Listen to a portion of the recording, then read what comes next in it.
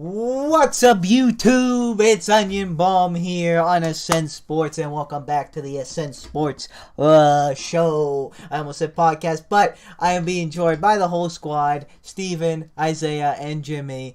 Hopefully, Isaiah's webcam doesn't fail. Jimmy, I don't think his face is going to be joining us, but he's here, I assure you. And this is going to be the first episode for NFL postseason. We got a big show today. There's a lot of coach firings I would like to comment on. A wild week 18. Lots of stuff to talk about them. As Steeler fans, we got a lot to talk about there. And then we got the playoffs. We're going to predict. I'll give you a full bracket before anything happens, and also starting the week by week for the playoffs and just solely the wild card. And not only that, our regular season week by week, the results are in, and we'll get those later. Also with power rankings and award predictions, a packed show. Without further ado, let's get into it.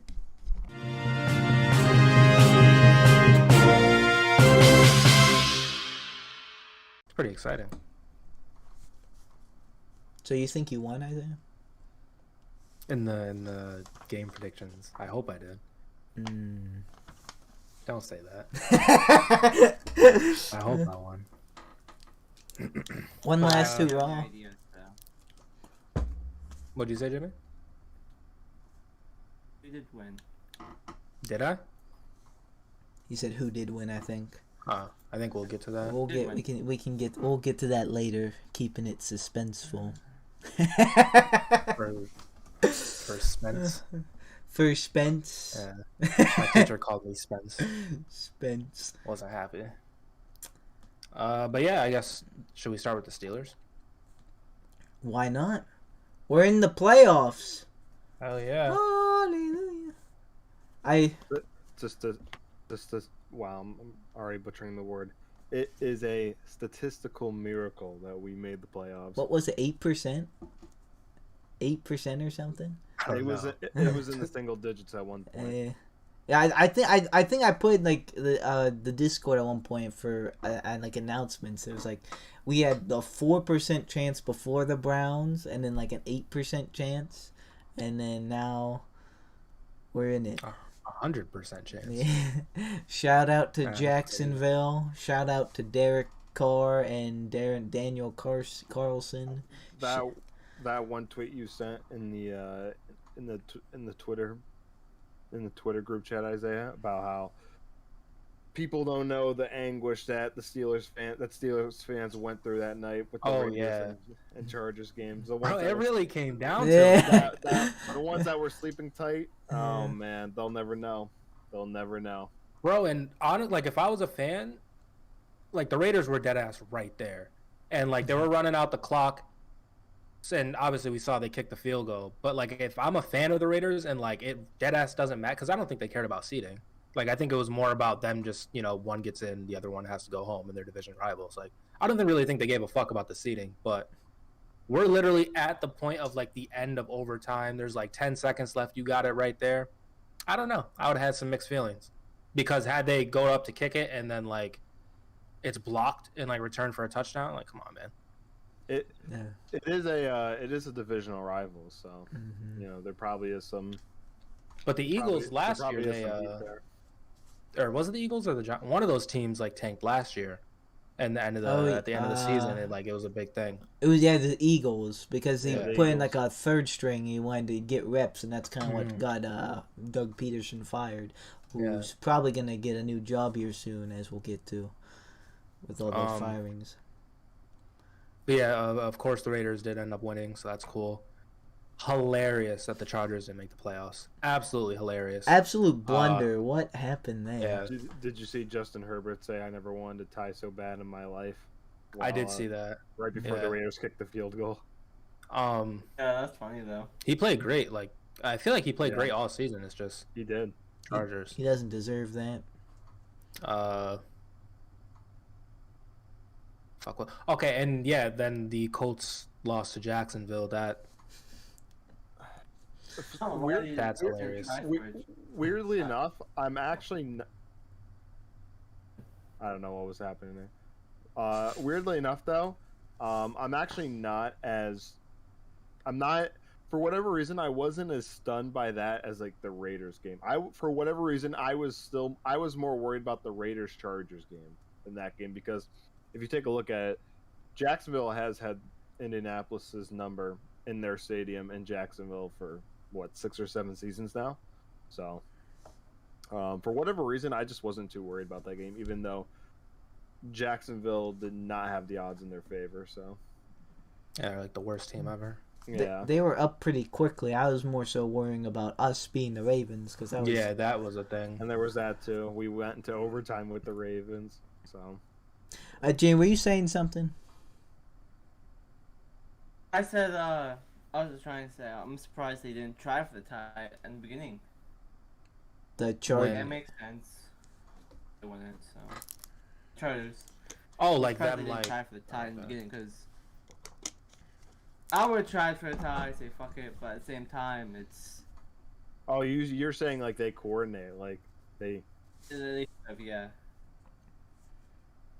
I mean, they couldn't do that for like it would have to come down to a situation Yeah, like the that NFL, happened in the real game. They would never do that. They couldn't just actually kneel like for the entire game. Cameron Hayward was talking about that on Twitter. He said, players play to win. Yeah. Mhm. Yeah.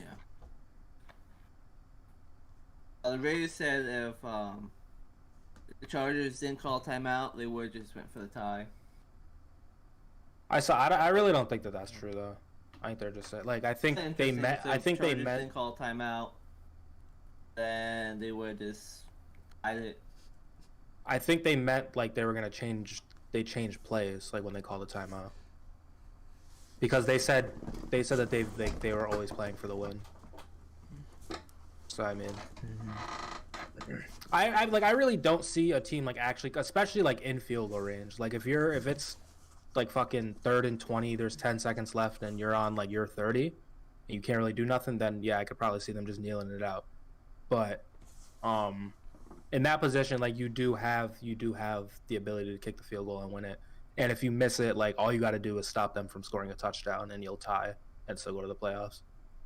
So I don't think that they thought about like trying to tie it. But as a fan of the team, I was saying I would have mixed feelings because I would probably just be like, yo, just fucking tie it. Like if we can make the playoffs right now by you just taking the knee, yeah, do it. As a fan. You're right. Mhm. Well, there wasn't much time left anyway when they kicked that. I mean, they purposely wound the clock down to 3 seconds for that field goal. So I mean, I don't know.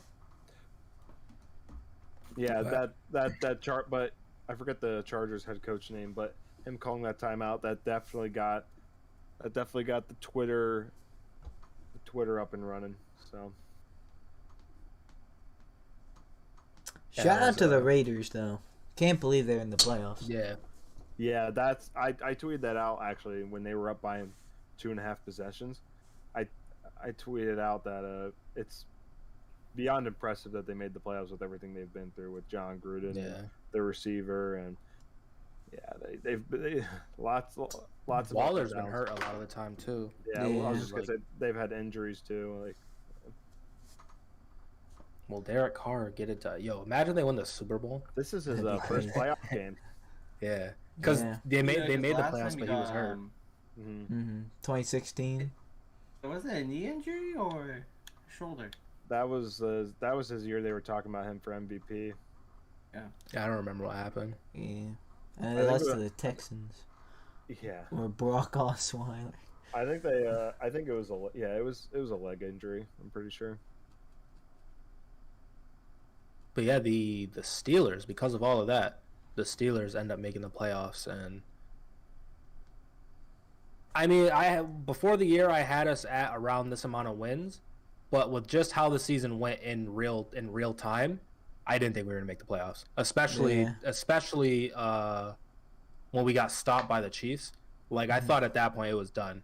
Yeah, Yeah. our chances were looking real slim after that. Oh,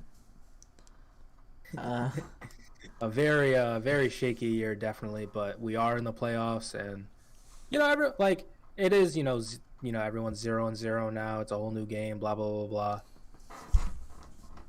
We'll see what happens. Jeez, okay, we'll see what We'll happens. see. I probably know what's gonna happen, but I didn't think we'd be here. So, that's all. And at this point, that's all I can do because the draft pick already stinks anyway.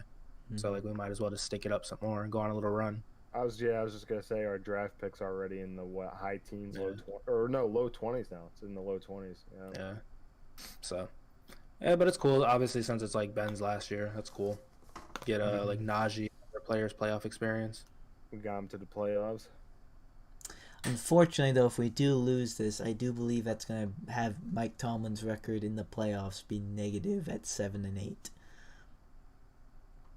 Oh, you know what? Speaking of that, I was thinking about this like last night before I went to sleep. This is like the first playoff game that I didn't really think like we had a chance to win. Like I feel like every other game we've played up to here, like I thought, yeah, we could definitely we could have beat the Browns. We certainly should have beat Jacksonville. The year against New England in the AFC Championship, maybe I was just being stupid, but I really thought we could do it. So maybe that one too, but that's just because the Patriots have a history of just smoking us. What was the Broncos game? I mean, once again, it was possible. I think if we were not injured and we kept that game close, if we were not injured and Fitzgerald Toussaint did not fumble, yeah, we win that game. And then it just goes back. The Ravens the year before, I thought we could win that game, and then who was LeGarrette Blount? Yeah, and then that's when he walked out of that game at the end, right? I think so. And then I think the year before, like the last time before that was the Tebow shit. So, and I expected to win that game. So yeah, it's like the first game that I'm not like I don't expect to win. But I mean, with that said, I feel like our last two Super Bowl runs that we won were kind of as the underdog. So yeah. But it would be, let me tell you, if this team were to win the Super Bowl, it would be a monumental feat because we can't like. We're probably one of the worst offenses. I would say in the 20s. We're the lowest seed in the AFC. We're the lowest seed in the AFC. Our defense is like the worst against the run somehow. Like it would be insane if we won. If we ended up winning the Super Bowl. I don't understand how our pass rush. Our pass rush defense is so bad. Like we have T.J. Watt, the best. I'll fly out say the best defensive player in the league. We have Alex Highsmith, who's a pretty decent outside linebacker. We have front help like Cam Hayward and Stephon. Well, Stephon's been injured this season, but still Cam Hayward on his own is still really good. I mean, he's a Pro Bowler. I mean, he played out of his mind this year. I don't understand how our upfront defense is that bad. I really don't. I think it's because like it's honestly just like an effort thing. Like we see players like Cameron Hayward putting in like the max amount of effort. Like you see him chasing down people fucking 10 yards down the field.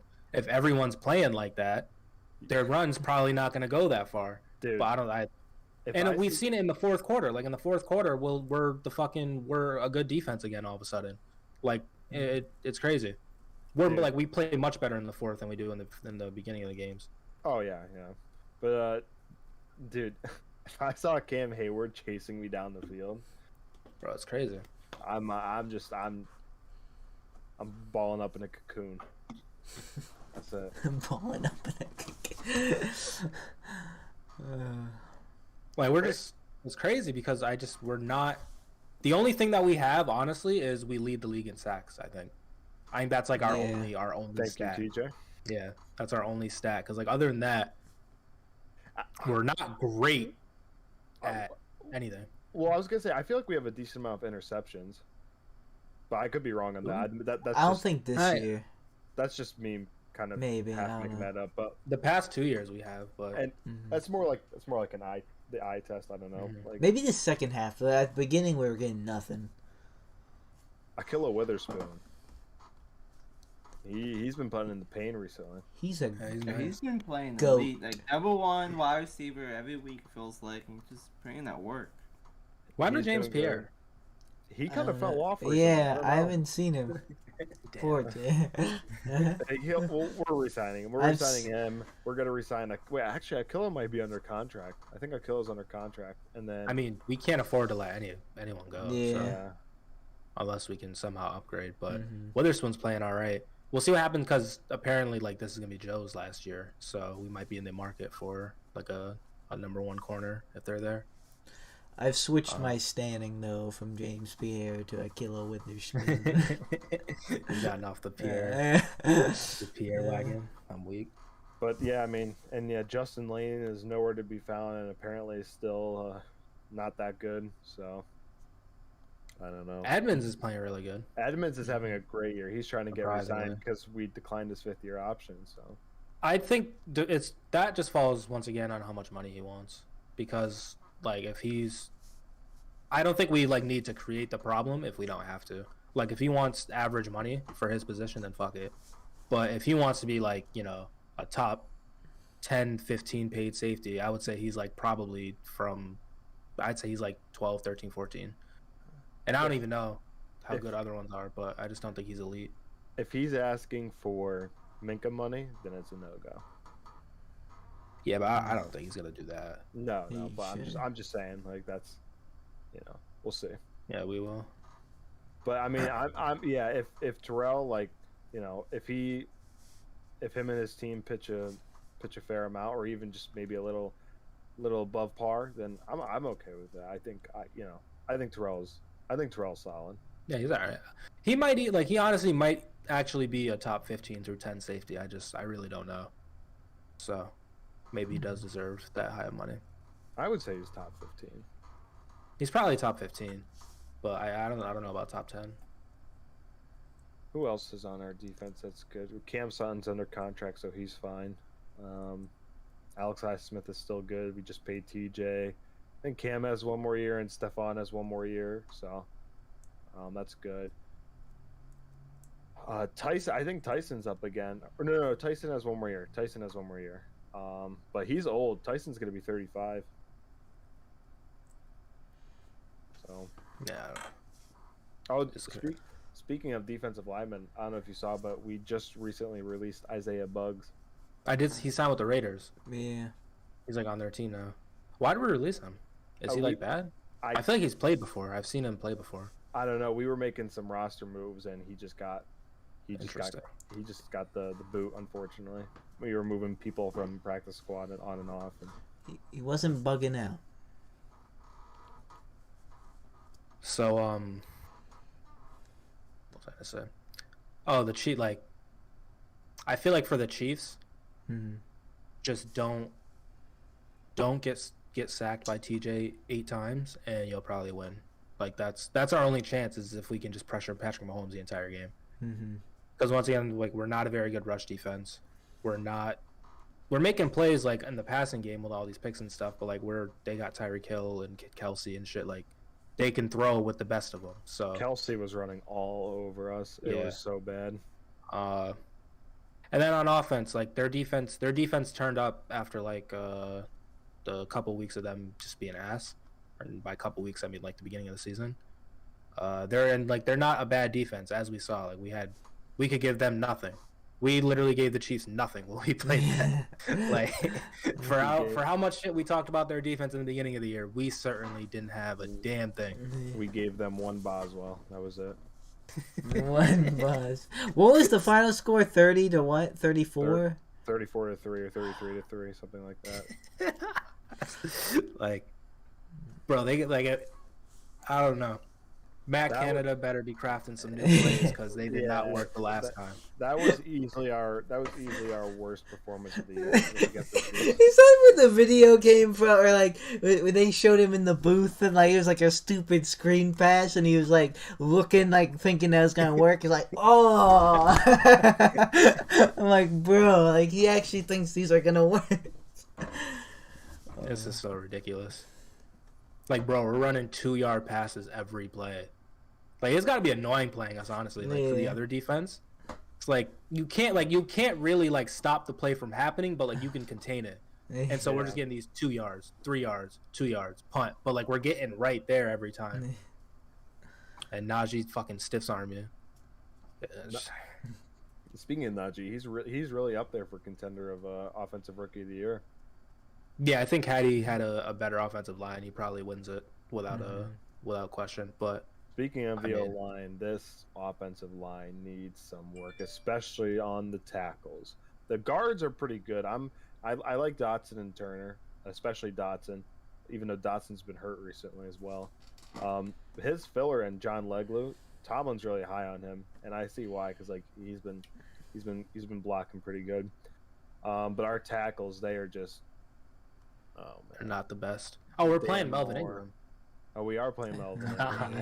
We'll see what happens with that. So yeah, Dan Moore, Chucks, Joe Haig. It's just man. Yeah, they're not very good.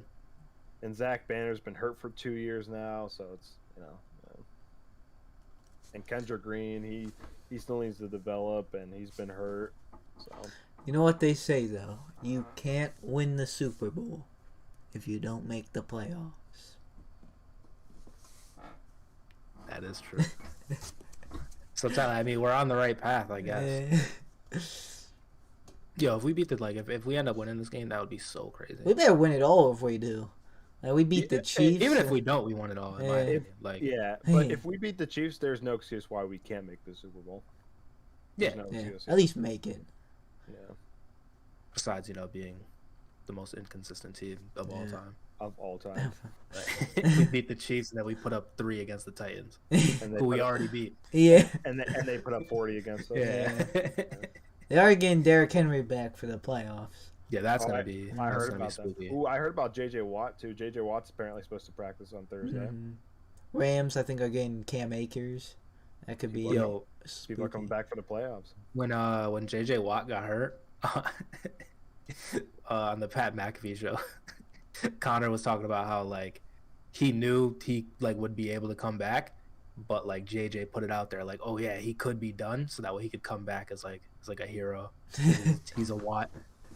He's the Watt brothers. You heard what happened when TJ signed his contract, right? What happened? So he went in there, right? And he was well, they were arguing about the number. And TJ was like, wait, they're going to pay me this much money to pay football? And his agents were like, yeah, but we can get more. TJ just shook his head. He shook his head, and he stormed into the Steelers front office, and he just signed the contract, right? Yeah. You know what he did immediately after? What? Went to practice. That's just TJ Watt. That's the one. That is the Watts. That's what the story is. Yeah. Don't know if it's true, but that's just what the Watts do, man. JJ fucking beat a life-threatening injury, and here he is. They are a different breed, though, really. Yeah. I don't know. They need to get Hopkins back, though, honestly. Shout out to Mama and Papa Watt. They put out 3 of them into the NFL. Shout out to Subway. They sponsor them. That's right. And we have the other one, Derek. Yeah. It's my favorite sub, Derek. JJ Derek.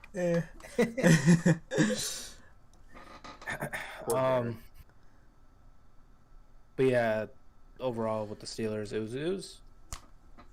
was in my opinion, because we did end up making the playoffs, I guess it was a good year, but it was very up and down. Yeah, crazy. And I don't remember this much of a roller coaster season in a while. Because the 2019 season with Ben injured, that season I kind of knew it was going to end in shambles, but somehow we ended up going positive. And then the AB or AB's last year, that one had its up and downs too. But for whatever reason, I was still I had more expectations for us that season than this season. Yeah. Yeah. And we didn't even. I mean, we started out really good. Yeah. Yeah. That was the 2018 season. Mm-hmm. Yeah, it was the year right after the Jacksonville shit. We were supposed to be really good. Yeah. But yeah, every game this year, I would just see reasons why this team is bad. For the first 3 quarters, we can't do nothing on offense and defense, and then at the end, we would just go nuts, and it'd be hey, maybe we are an all right team, and it would just repeat every game. And some games we were able to win them, some games we weren't. Every single week, the same thing. Yeah. But yeah, this offense is it's not very fun to watch, but we're trying. We're doing our best. We really have to get this offense. I mean, obviously Ben is limited with his age, but even outside of that, it really stems from this offensive line. It really does. our receivers and our tight ends are, in my opinion, like top notch in the league. You know, so Not very good play calling coming. I think Claypool had a good can game. play a little bit better, but Claypool had a pretty good game this last one. Claypool did have a good game. Had a Yeah, touchdown. but- So did Pat. Pat Fryer. So did Ray Ray. Pat is not getting enough love in my opinion. Pat Also, is looking so good. Also, Zach Gentry, he's been kind of stepping Yeah. up a bit too. We've been throwing him some passes since Ebron's been hurt. I don't But have an issue with so. I also think if we have a chance to beat the Chiefs, Najee has to run for like 300. Like, Yeah. Yeah. he has to Yeah. actually like have a great game, and he has great games this year based on just like what he's able to do with what's provided for him because he's running into like 5 people. He had the I think 2 weeks ago the 130-yard game against was it the Browns? The second game where he ran into the end Yeah. at the end. Okay.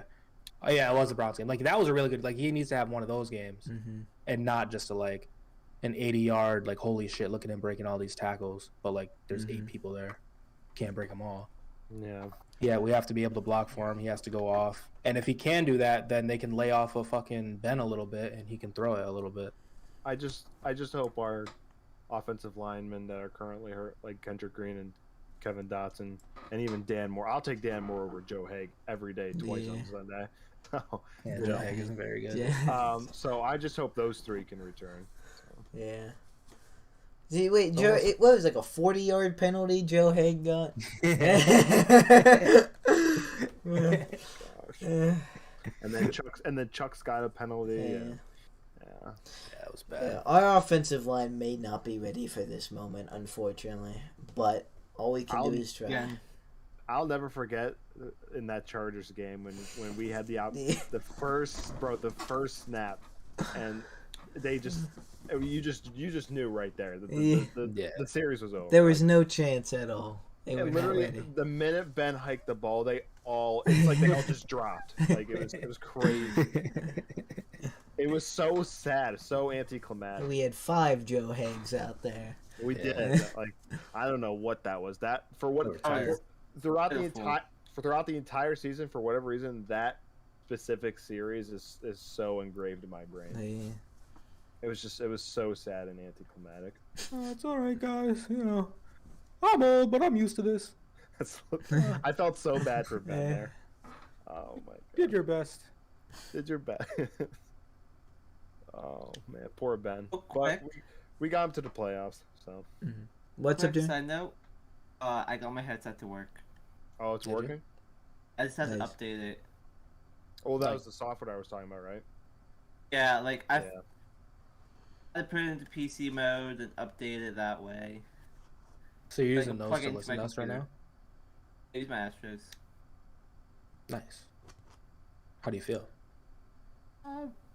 Pretty nice, especially I'm using headphones. My room is dead quiet but me now, so. That's the way to go. The Astros for the ear quality, and then the HyperX for the speak into. I can't wait until I have my real setup. Not your fake 'Cause one. this is an ugly setup I have right now, so. Well, you're still in your old house, right? Yeah, I'm still in my room right now. What other I was just gonna say what other games happened last week or important. The 49ers game was pretty good. Yeah. Yes. Yeah, that was. Man, the 49ers and Jimmy Garoppolo are 6-0 against the Rams. They Yeah, might it's not crazy. want that matchup if that comes down to in the playoffs. Jimmy G. Oh, did they say he was going to start in the playoffs? Is it going to be Jimmy G? I'm actually not sure. Did you use the healthy? So I don't know. Probably. I would assume they would start Jimmy G. Just Yeah, because Trey Lance Yeah. wouldn't be ready for that. yeah, I think they would have started Trey last week if they wanted him to right. start for the playoffs. Yeah. Jimmy G's last ride. This is his last ride. He's like Big Ben. Yeah. They're gonna. I don't know what they're gonna do with him next year because he still has one more year on his contract. Are you just gonna eat it? they'll probably just, if they can't trade him, they'll probably just eat it and bench him. Because like they invested so much into Trey Lance, he has to play soon. Mm-hmm. Yeah. Like 3 first-round picks, like that's ridiculous. When you told me that, I still couldn't believe that for whatever reason. It's nuts. The Dolphins also beat the Patriots. So speaking of like not being able to like beat someone, like Oh yeah, you're Patriots right. in Miami. For whatever reason, Bill Belichick, he struggles in Miami. Do you think it's because of the city? Like he's just out doing It's shit. the weather. He doesn't like the heat. That's what it is. Too many distractions. Yeah. This fucking did he wear that stupid fucking sweatshirt shit where like he has the shits cuts it like is that what he wears in Miami? Does he have, like, a no, last shirt? week he didn't, but he usually does. I feel like he always has like some kind of sweatshirt on. I feel like he always has a gray sweatshirt on. That's just it's just his fashion style. That's hilarious. Let's see. What are the games that Bucks crushed the Panthers? That typical. Bills beat Jets. Typical. Oh, the Seahawks beat the Cardinals. Did they? 38 to 30.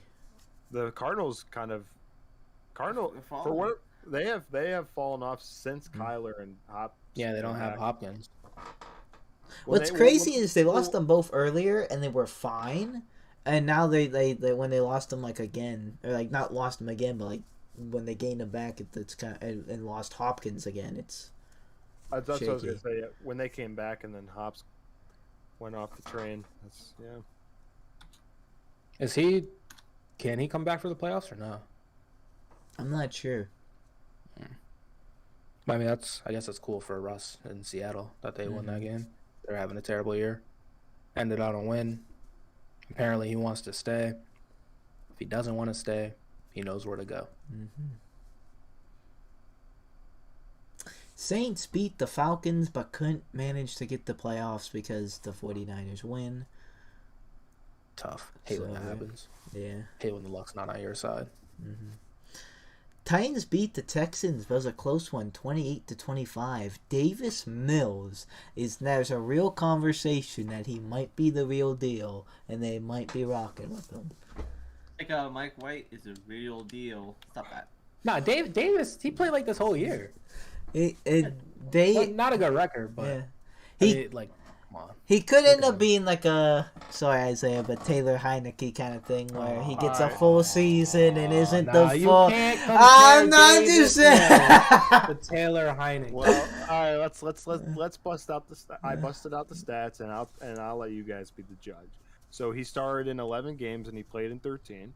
He has a completion percentage of 67%. Yards 2,700. Touchdowns 16, interceptions 10, and a passer rating of 89. Look up Taylor's. This is blasphemy. I'm gonna be tight if this shit is worse. I can't imagine it being worse. All right, so Washington. Okay, so he started in 15, played in 16. Terrible. Completion percentage 65, so a little lower. He played more games. Yeah. Yards 3,400, so that's more. Touchdowns 20, that's more. Interceptions 15. I think that's a little more, yeah. And a passer rating of 86, so just a tiny bit better. It is the same guy, but one has swag. And the other one doesn't. I was mainly saying that it could seem like something because Taylor Heineke had that game against the Bucks, and there was a question there. It could be the guy. Now Davis Mills has a question there, and he might not end up not being the guy. But who knows? Sorry to interrupt, but just there is one thing that Taylor Heineke does have on Davis Mills. Taylor Heineke has 300 rushing yards and a rushing touchdown. Davis Mills only has 40 rushing yards. See, dual threat. Look at that. So, but yeah, I'm taking Taylor Heineke. He may have a little bit worse stats in the passing, and it's not by much though. It's by a hair or two. So, yeah. I really haven't seen any of Davy Mills. And like Isaiah said, he did play in more games too. So, yeah. I feel like Terry was. No, I think Terry was there for a lot of it, but Terry was hurt for a bit. And but Washington's not very good. With so many needs in Houston, I think you should at least give him a season with the not so great quarterback class. I'd say give him a season, and then if he doesn't work out, then work Then on look for it. Yeah, maybe even get Bryce Young if you're still that bad team from Alabama. You might have that high of a pick. Yeah, because I mean, they have a lot of shit to do. Mm-hmm. It's not like getting their quarterback now will really matter. Well, versus next year. Honestly, both teams have a lot to do. I mean, obviously Houston Washington? has more to do, but yeah, Washington needs to fix that offense. Nah, I honestly just think they need another wide receiver, and then Yeah. their defense needs to kind of step up. But, I mean, they got Terry McLaurin, they got Antonio Gibson. They need defensive weapons too. I mean, like I said, I'm not saying they need as much as Texans. The Texans need a lot more work, but I mean, what I'm saying is Washington is definitely not a complete team. Oh no, they got Chase Young though. Chase Young's nice. Young. He's coming off a ACL injury now. Yeah. That's probably, or not probably, but that's one of the bigger reasons why they fell off, like, near the end of the season. Like, Chase Young got hurt. Plus ratio. You fell off. Make better music. Make better. Oh, man. Anything else? Any other? Vikings beat the Bears 31-17. Goal. We always talk about the Jags being the Colts. I don't know what the hell Wentz is doing. How many picks does he have? Only one? He only threw one? In that game, apparently. Two with 2 fumbles. Hold on, I'm gonna bust out Carson. I think he did have fumbles. I'm gonna bust out his stats for the season. No, he did not play well at all. No, he didn't play that. Like, he was shaky, but like he had a good run. All right, a couple games. In general, he wasn't that bad. Last game, though, I don't think he... Yeah. So, 17 games played, 17 games started. He has a completion percentage of 63, 3,600 yards, 27 touchdowns, 7 interceptions, and a 95 pass rating. So, pretty good year. Pretty good year. Yeah, he played good this year. That last game, he just... This is honestly his best. This is honestly his best year since 2019.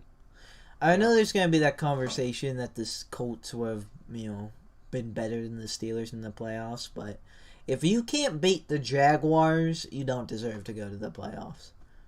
Yeah, we can barely beat we can barely tie the fucking Lions. I was just gonna say, we tied the Lions. So well, they're better than the Jaguars. Speaking of that, Motor City Dan ends the year one more win against the Packers. Packers. He beat the number 1 seed. 37. Aaron Rodgers played too, right? I think it was Jordan Love. Oh yeah, a little bit. Yeah, 2 touchdowns, and then Jordan Love came in. Ooh, 2 picks, 1 touchdown. Jordan Love lost in the game. Yeah. City Dan beat the Packers. Well, I like him. He's a good coach. Everyone loves him. Motor City Dan, fan favorite. He's doing his best. Yeah. He's definitely a fan favorite. I'm not gonna lie though, if he has the same season next year, I think the love's gonna die down a bit. Everyone's giving him a pass right now. We beat the Ravens, of course. I talked about 16-13 in overtime. That was an interesting game. It was. Just in the Ravens. Yeah. Yeah. Typical. As Mike Tomlin said, it was good old fashioned AFC North. Mm-hmm. What's his name? Minka. Minka made a really good play where he pushed someone out of bounds. That was huge. Knocked the ball out too. And then there was something. I think Huntley threw a pick in the end zone, or something like that. Yeah. Who got that? Those were 2 mistakes. I don't think it was Minka. It might have been Witherspoon. I think it might. Yeah. Oh no, his son, I think. Ah, okay. Cameron Sutton's good. He's really good. Yeah, Edmonds got a pick too.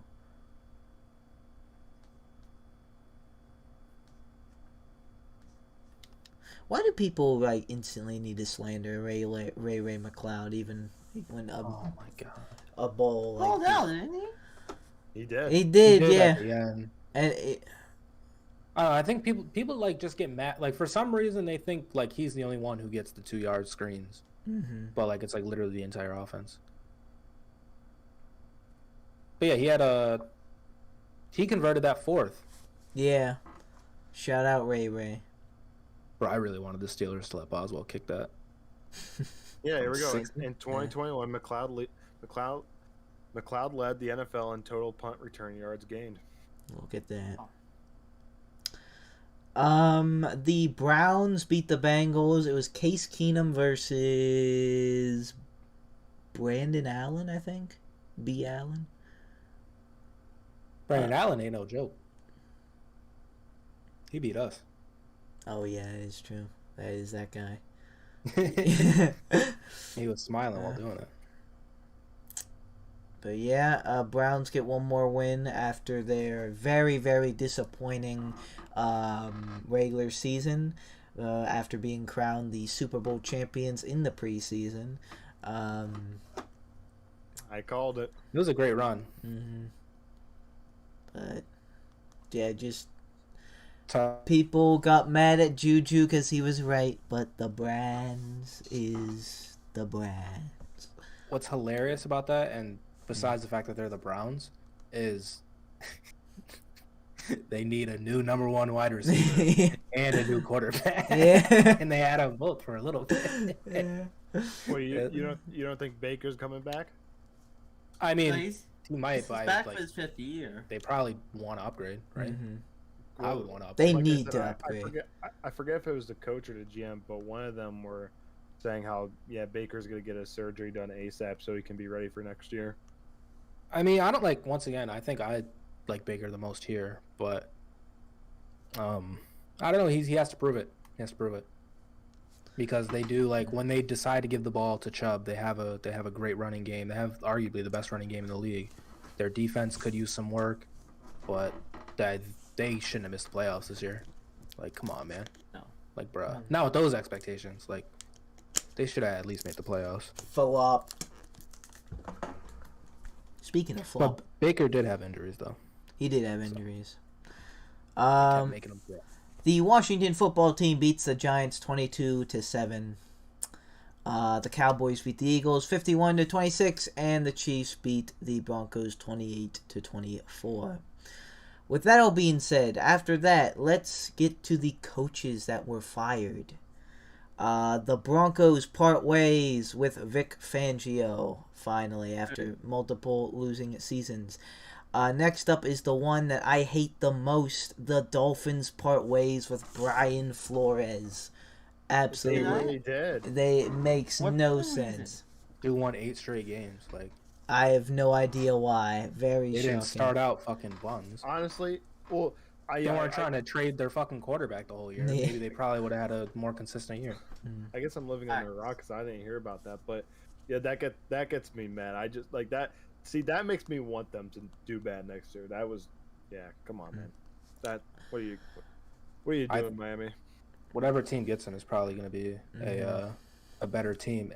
But if there's no head coaches jobs out there, he could come over and be our new defensive coordinator. He was great at that. He was New England's for a bit, Yeah. and they won. I think he has like a ring or two. I think maybe one. And then he goes to Miami, makes them better. I mean, they went from a badass team to I think 2 or 3 8-win seasons in a row. Playoffs Yeah. last year. They made the playoffs last year. year, right? No. They missed it, but they were a 10-win team. Like, they just missed it. Oh shit. So See, I think hold on. Yeah, I'm pretty sure he was there for 3 seasons, and I'm pretty sure his first season was really bad, which is fine. Everyone gets a free pass there, and then the second season was the 10-win season, and then Didn't they get 4 wins in a row that bad season, though? Like, they were like 5 and whatever, but the last 4 wins came at the very end of the season. Is that the the team year they was beat the bad. Patriots? Ye- Well, again, but uh, like with the Gronk shit where he didn't have the angle. No, because that was I think that was the year before that. This was a Ryan Fitzmagic run. Okay. But so in 2019 they were 5-11, 2020 they were 10-6, and then this year they were 9-8. I don't know. I don't know why they parted ways with them. Obviously they have their reasons, but I don't know. From a third party perspective, I don't understand that. I mean, once again, I'm not a Dolphins fan. I don't watch them, religiously, but I don't know. To me, it doesn't make sense, but we'll see. We'll see if they're any better for it. I have seen some Dolphins fans like this move and say like he couldn't build like an offense with like coordinators and whatnot, but I don't know. I still don't get it. He fit right in.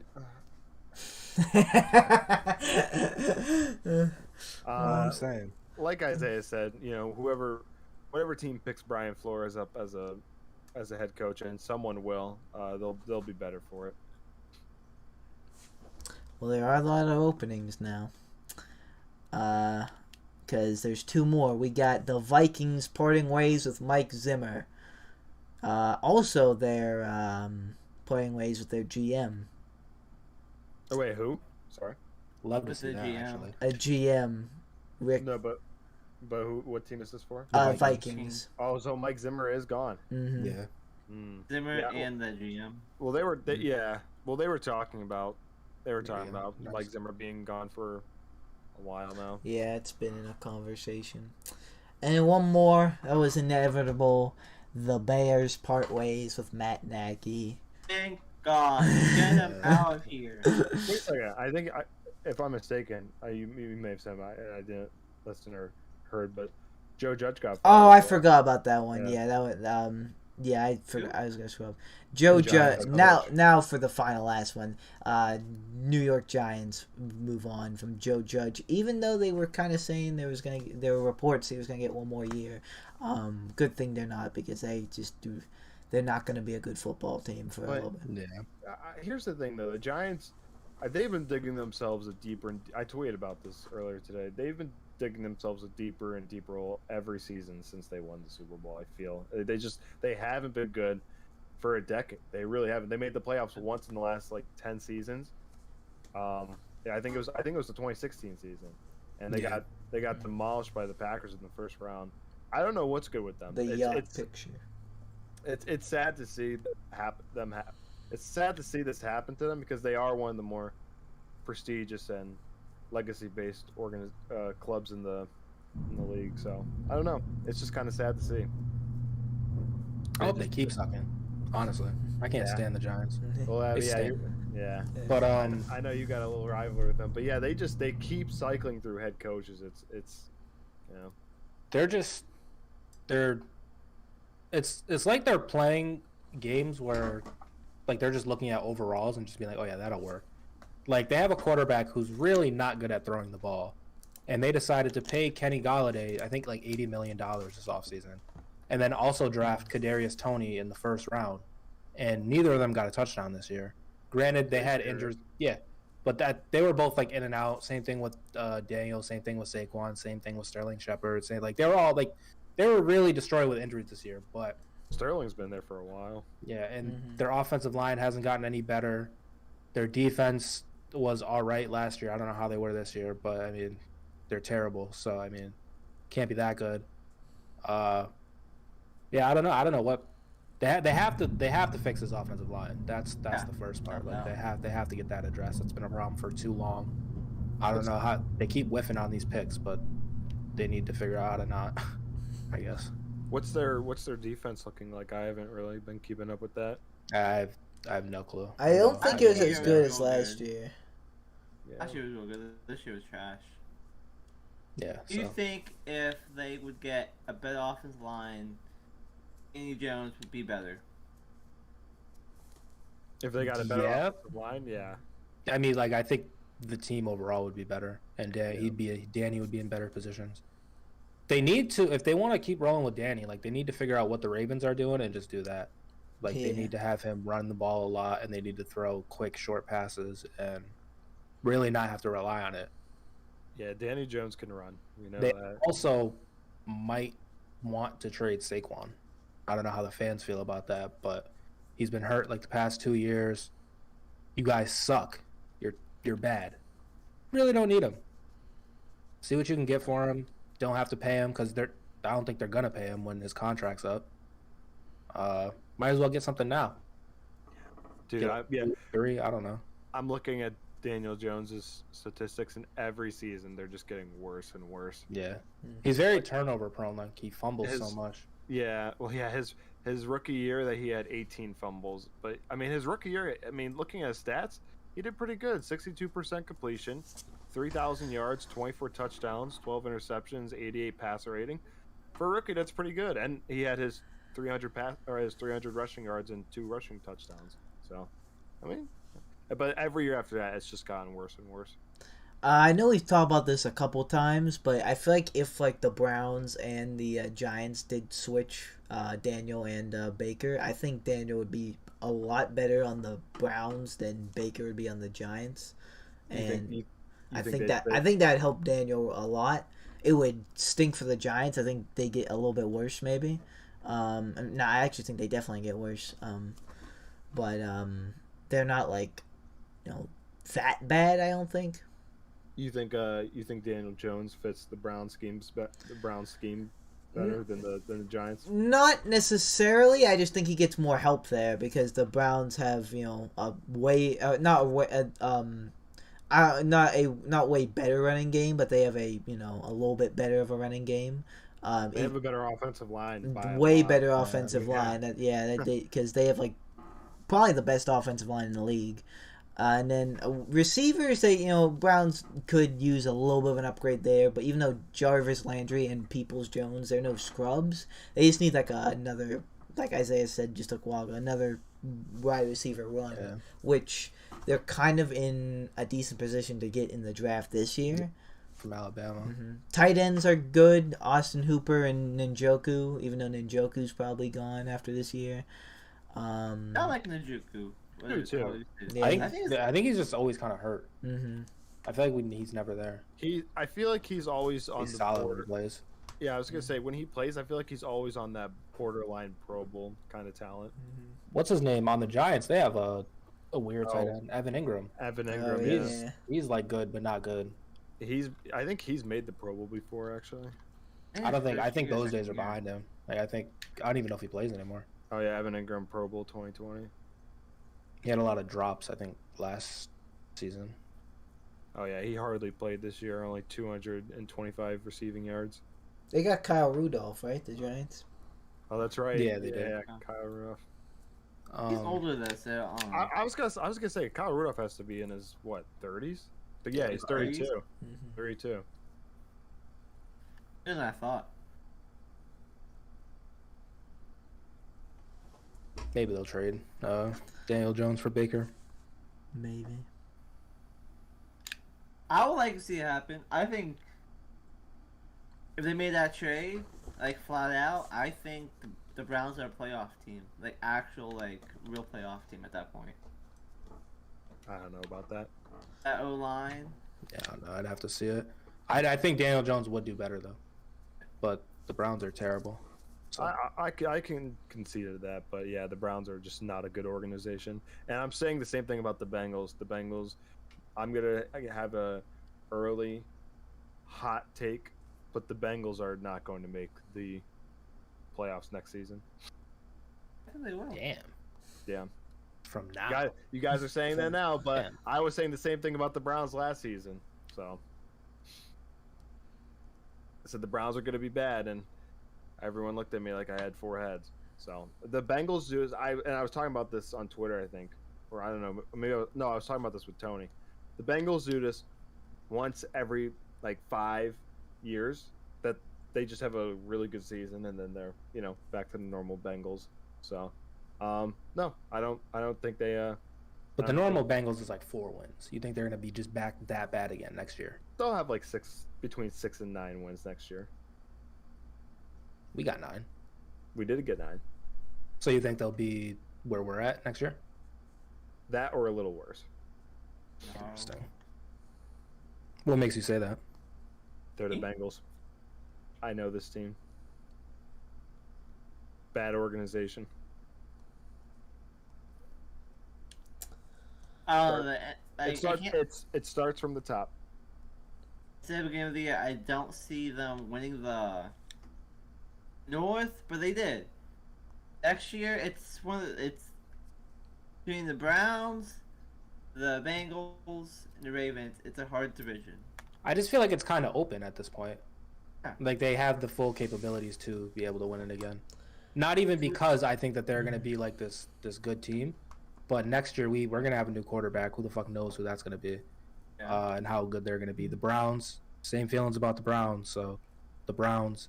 And then the Ravens, who every year they should be the best team in the division and win it. But they just don't. So I just feel like it is kind of open from there for them to get in. But we'll see. They were decimated with injury this year, so Yeah, they were 8-3. Like I said, they were 8-3 at one point, and then they went on that huge losing streak. Now they finished the season 8-9. Yeah, they went on 5. They didn't even win a game. Yeah, after that. So I don't know, but like I said, I'm a huge believer in that it starts from the top, and the Bengals do not have good management at the top. So yeah, I don't think they're going to be good next year. If they win the Super Bowl this year, can they afford to not be good next year? I mean, yeah, but they won't. they won't win the Super Bowl this year, though. No, probably not. Next year, though, they could be a better team. I would bet $1,000 on that the Bengals do not win the Super Bowl this year. I have seen some predictions, not them winning the Super Bowl, but I've seen quite a few people on the Instagram have them going all the way to the AFC Championship. I don't think their road isn't that hard. Yeah. It's not that hard, but experience is probably going to kick in at least by the divisional round. Where are they? Well, I mean, they got the Raiders first, so there's no experience there. But I think they should be able to beat the Raiders at least. Don't get me wrong, I love their intern head coach. I think he's done an amazing job with this situation. And their car's a great leader, but I hope they re-sign him, the Raiders. They should. They made the playoffs. But I mean, I don't care. I'll give one tiny spoiler, but I have the Raiders beating the Bengals in my playoff predictions. So, not gonna lie, if the Bengals play like they played against the Chiefs, it might be spooky. But we'll see. If they played like they played against us, it might be. Yeah, they might wrap it up. We'll But Joe Burrow is kind of hurt though. In that Chiefs game, he kind of injured himself, so I don't know if he's still hurt or not. But what Bengals team are we gonna get? That's a real question. Bengals is the Bengals. That's why I don't want to say anything yet. I don't want to hold the Bengals to the same standard as the Browns, even though they are.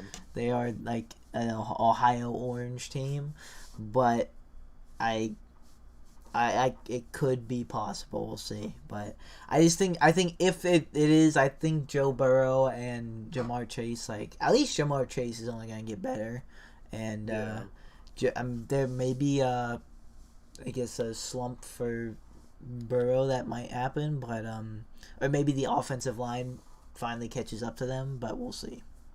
You know what I can see happening? I can see Joe Burrow and Jamar Chase being the Andy Dalton AJ Brown 2.0. AJ Green? You mean AJ Green? AJ Green. Wrong color. Yeah, right. Yeah, AJ Green. But yeah, I can see them being the. Yeah, right. I got that. I can see them being a little better than that duo, but I pretty much 2.0. Which is I feel like Burrow's better than Which is another part of my reasoning. Solid, I guess. I don't know. We'll see. Once again, we'll see. I could be too high on Jamar Chase, but I don't know. I feel like he's gonna be better than what AJ Green. He is really good. And Burrow in the games I watched, there was a lot of moments where he really stepped up, and how Justin Herbert was playing in that Raiders game, at the end, I feel like Burrow had a lot of situations like that too. Mm-hmm. And so barring injury, I think he only gets better.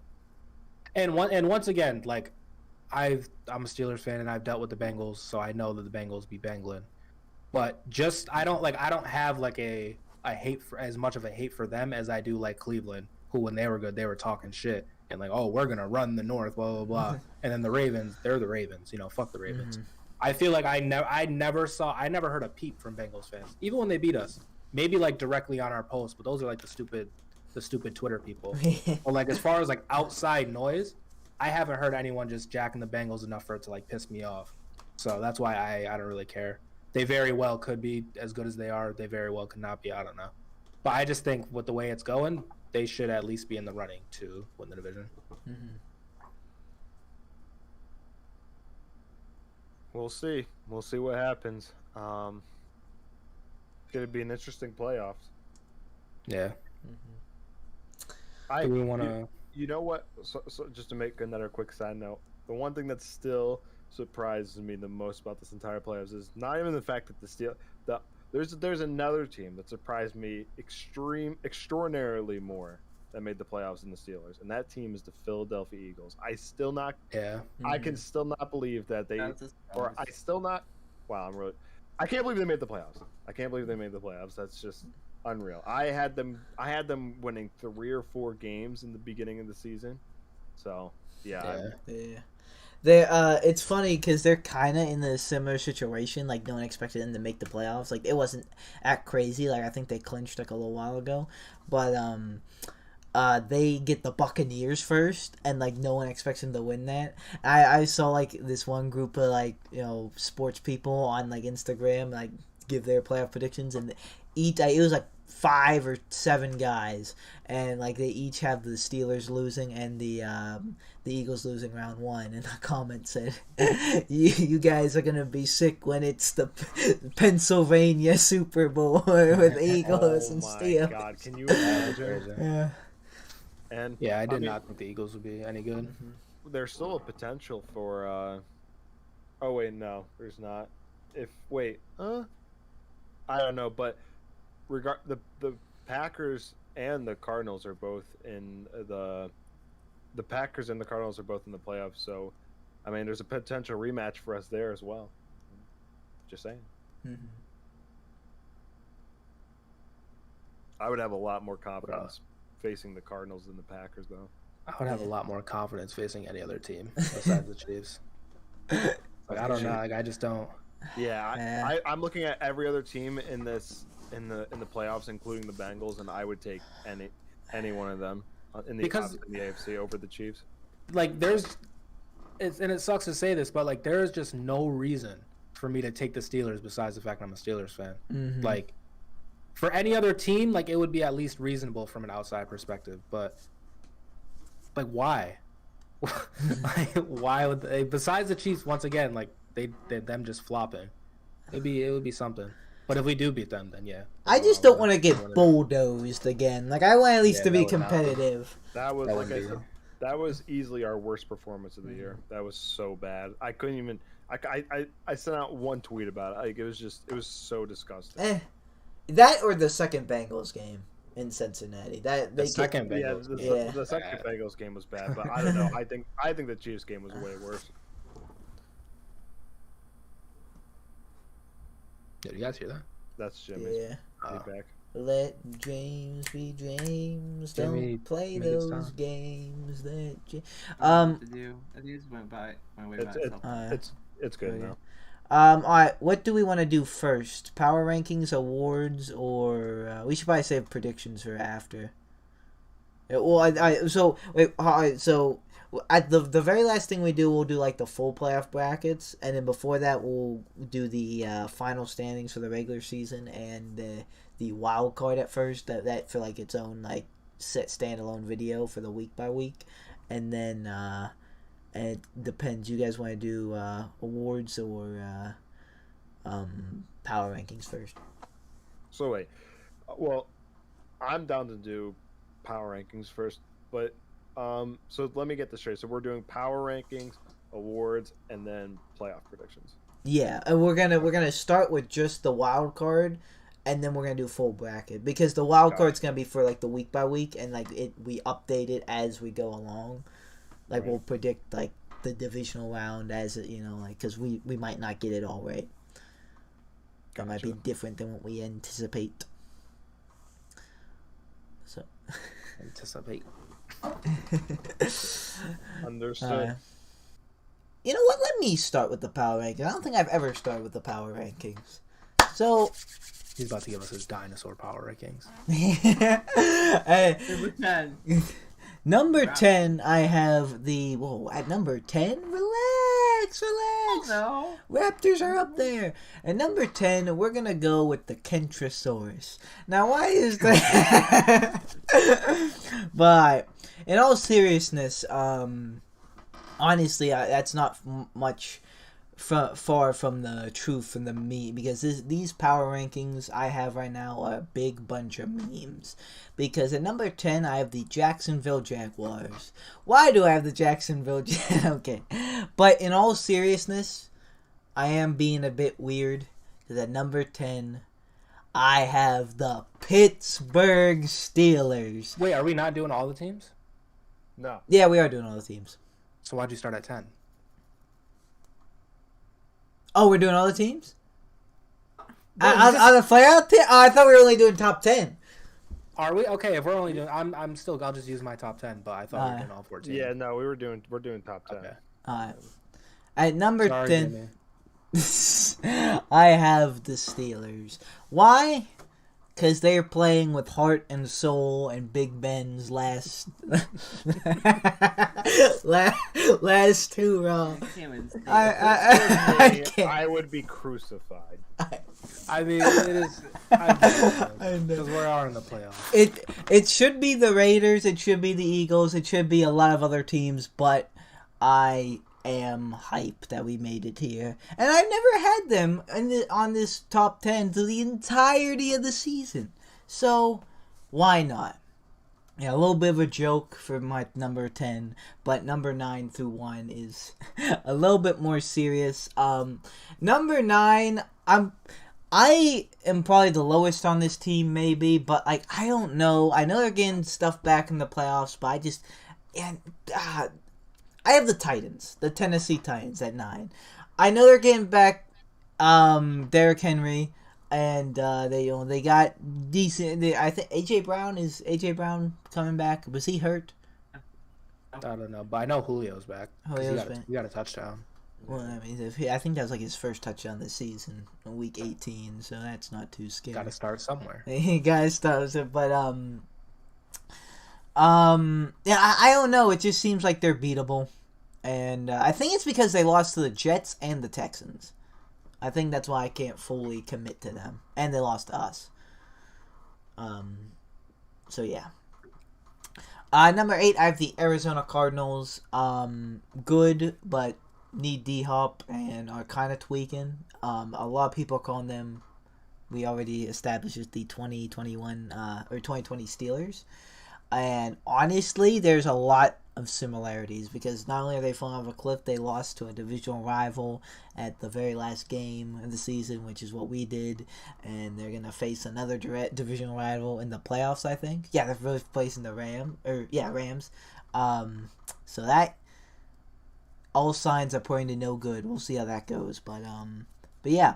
Number 7, I have the Cincinnati Bengals. Yeah, still, good offense, and they're just still playing pretty good. And I'm not going to drop them too much because their backups didn't beat the Browns. But it was a close game. But yeah. Number 6, I have the LA Rams. Yeah, I don't know. This was my preseason Super Bowl team. I don't know. I just don't know anymore. I'll leave that up in the air. See, or I won't spoil it if I change it or not. But I just don't know how I feel about them anymore. I feel like they could go all the way and win it all, or they could be first round exits. It's either or there. Number 5, I have the Buffalo Bills. I think this team's going to be a little bit of a sleeper in the AFC. I know they were a top contender, but then they were taking losses that they shouldn't and kind of were falling flat there a bit. But I think they brought back, and I think they are going to be a top contender in the AFC. Number 4, I have the Tampa Bay Buccaneers. There's a little bit of an offensive woe going on there. Not too bad. I think not last game at all, but there was something there. That might be some concern. Injuries are still a factor. There's no Fournette. Keyshawn Vaughn, I think, is getting a lot of reps now. No Godwin.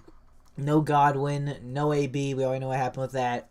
But they still got Evans and Gronk, so it's not like they have twigs out there just kind of catch the ball. But yeah, they're still with Tom Brady in the playoffs. You can't have them too low, but there is something to think about. At number 3, I still have the Dallas Cowboys. I feel like they're a very scary team. If they fire on all cylinders. That could be a very scary, offense and defense, and could be very balanced. However, you just don't know if they're gonna be all there. They have been occasionally tweaking on offense. I don't think it was last game, but they were playing the Eagles. I think we're benching. So yeah. Number 2, I have the Cincinnati Chiefs. What the hell? The Kansas City Chiefs. Yeah,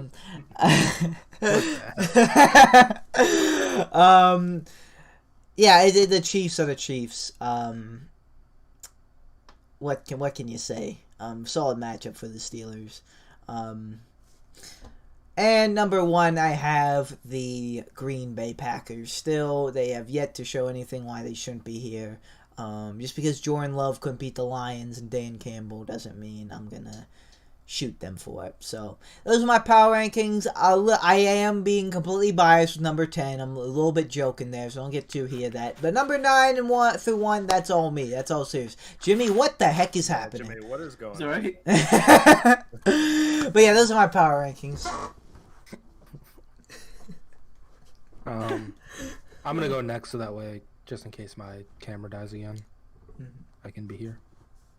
All right, so for my power rankings going into the playoffs, I'm just, what if my shit died? That would be so bad. At number 10, I have, and this is my first time putting them on here, I have the San Francisco 49ers.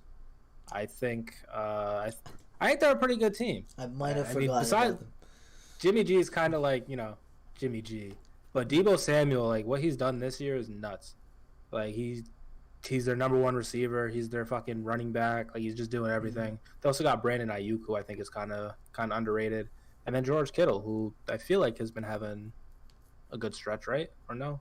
I know he had a really good game 2-3 weeks ago. I don't know. But I don't know. I have them at 10. And number 9, I have the Arizona Cardinals.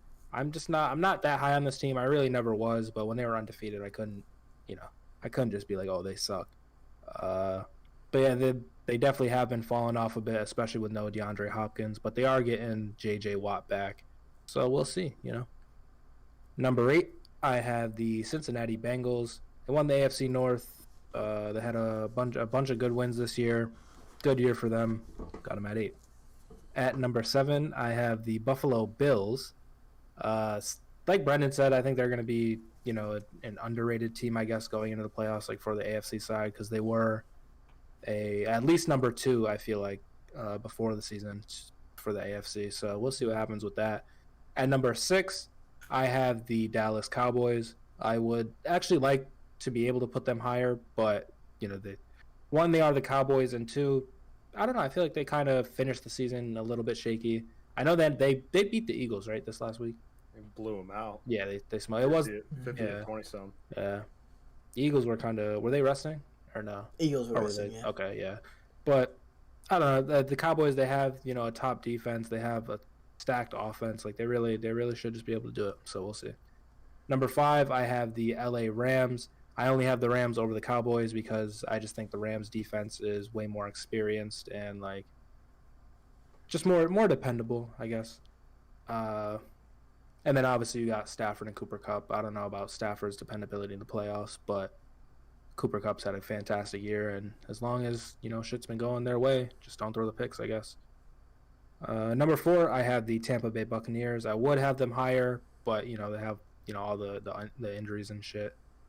But they got Tom Brady, so there's nothing really else to say about that. They'll probably win it all. Number 3, hurts me to do this, but I have the Titans. They were able to get the number 1 seed, no Derrick Henry. They just somehow kept winning. A.J. Brown and Julio have been fucking playing hot potato between who's going to miss a game. Ryan Tannehill is really not that good. And so why are they the number 1 seed? Not that guy, pal. He's just not. But I mean, they were able to get the number 1 seed, and that's amazing. I think they finished the year really well, besides losing to us, gang shit. But yeah, I mean, just great job by their coach, and here they are. Above them, though, I have another AFC team, and that is the Kansas City Chiefs. Because I think the Chiefs they're just like that. I feel like we are kind of just with the way tonight's been going, like we are making the Chiefs sound like this, indestructible team that just can't ever lose, which they could lose, but like they're not supposed to. Like they're supposed to be the better team, and even though they didn't finish as the number 1 seed, I think most people would agree that the Chiefs are better than the Titans. So especially if the Titans, don't have Derrick Henry, they do have. I think he is coming back, but they didn't have him for the end of the season. So number 2, I have the Chiefs, and then number 1, I have the Green Bay Packers. They have Aaron Rodgers. They fucking clinched the first seed pretty quickly, honestly. 13 or 14-3? No, 13-4. Right? Is that how they finished? 13-4, I think. Yeah, I think, yeah. I hate the Packers. Oh yeah, 13-4. I hate this extra game. It Yeah. ruined everything. I don't know what's a good record anymore, but 13-4 sounds pretty good. You got Aaron Rodgers. They got Devontae Adams. They've been on another level this year. Defense has stepped up. I think they played like the best team in the league all year. I've had them at 1 for most of the time. I will say this, if I was going to have a more serious 10, I probably would pick the 49ers. Just to throw that out there in space. In case anyone's out there like, he put the Steelers. I'm just joking. Relax. I can be hype. I actually had the Steelers not in last. I had the Steelers at 13. Who was your last? The Eagles, because of their Mickey Mouse schedule. Ooh. And we got blamed for that. Ooh, that is true. So. All right, Steven or Jimmy, who will go next? Go.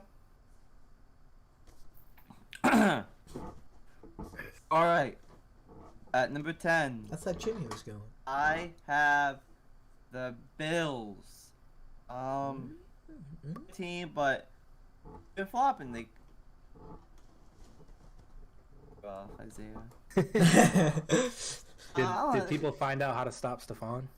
I think Stephon's figured out to stop himself. Oh.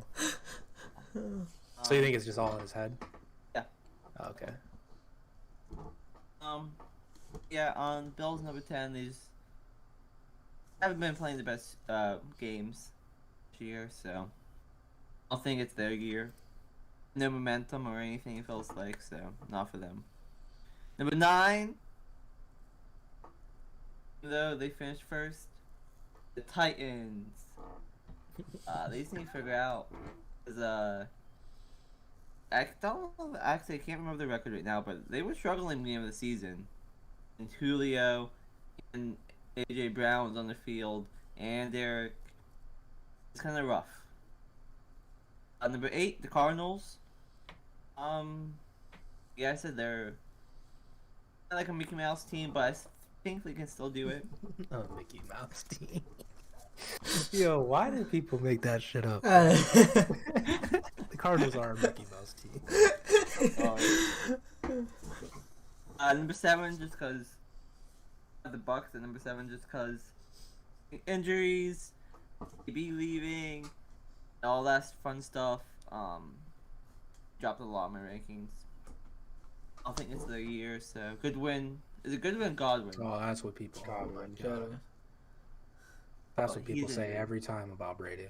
Yeah, I don't think this is his year. that That's how it is true. starts. This is how it starts. This is how, and then they'll be holding the trophy. Yeah. He kisses his son right on the mouth. This is At what number greatness 6. tastes like. The first time this year. I won't say first time this year. Second and third, but not this high. I have the 49ers. They go with Jimmy G, At Trey. what number do you have them? Number 6. Okay, who they start at quarterback? Samuels, the ball out.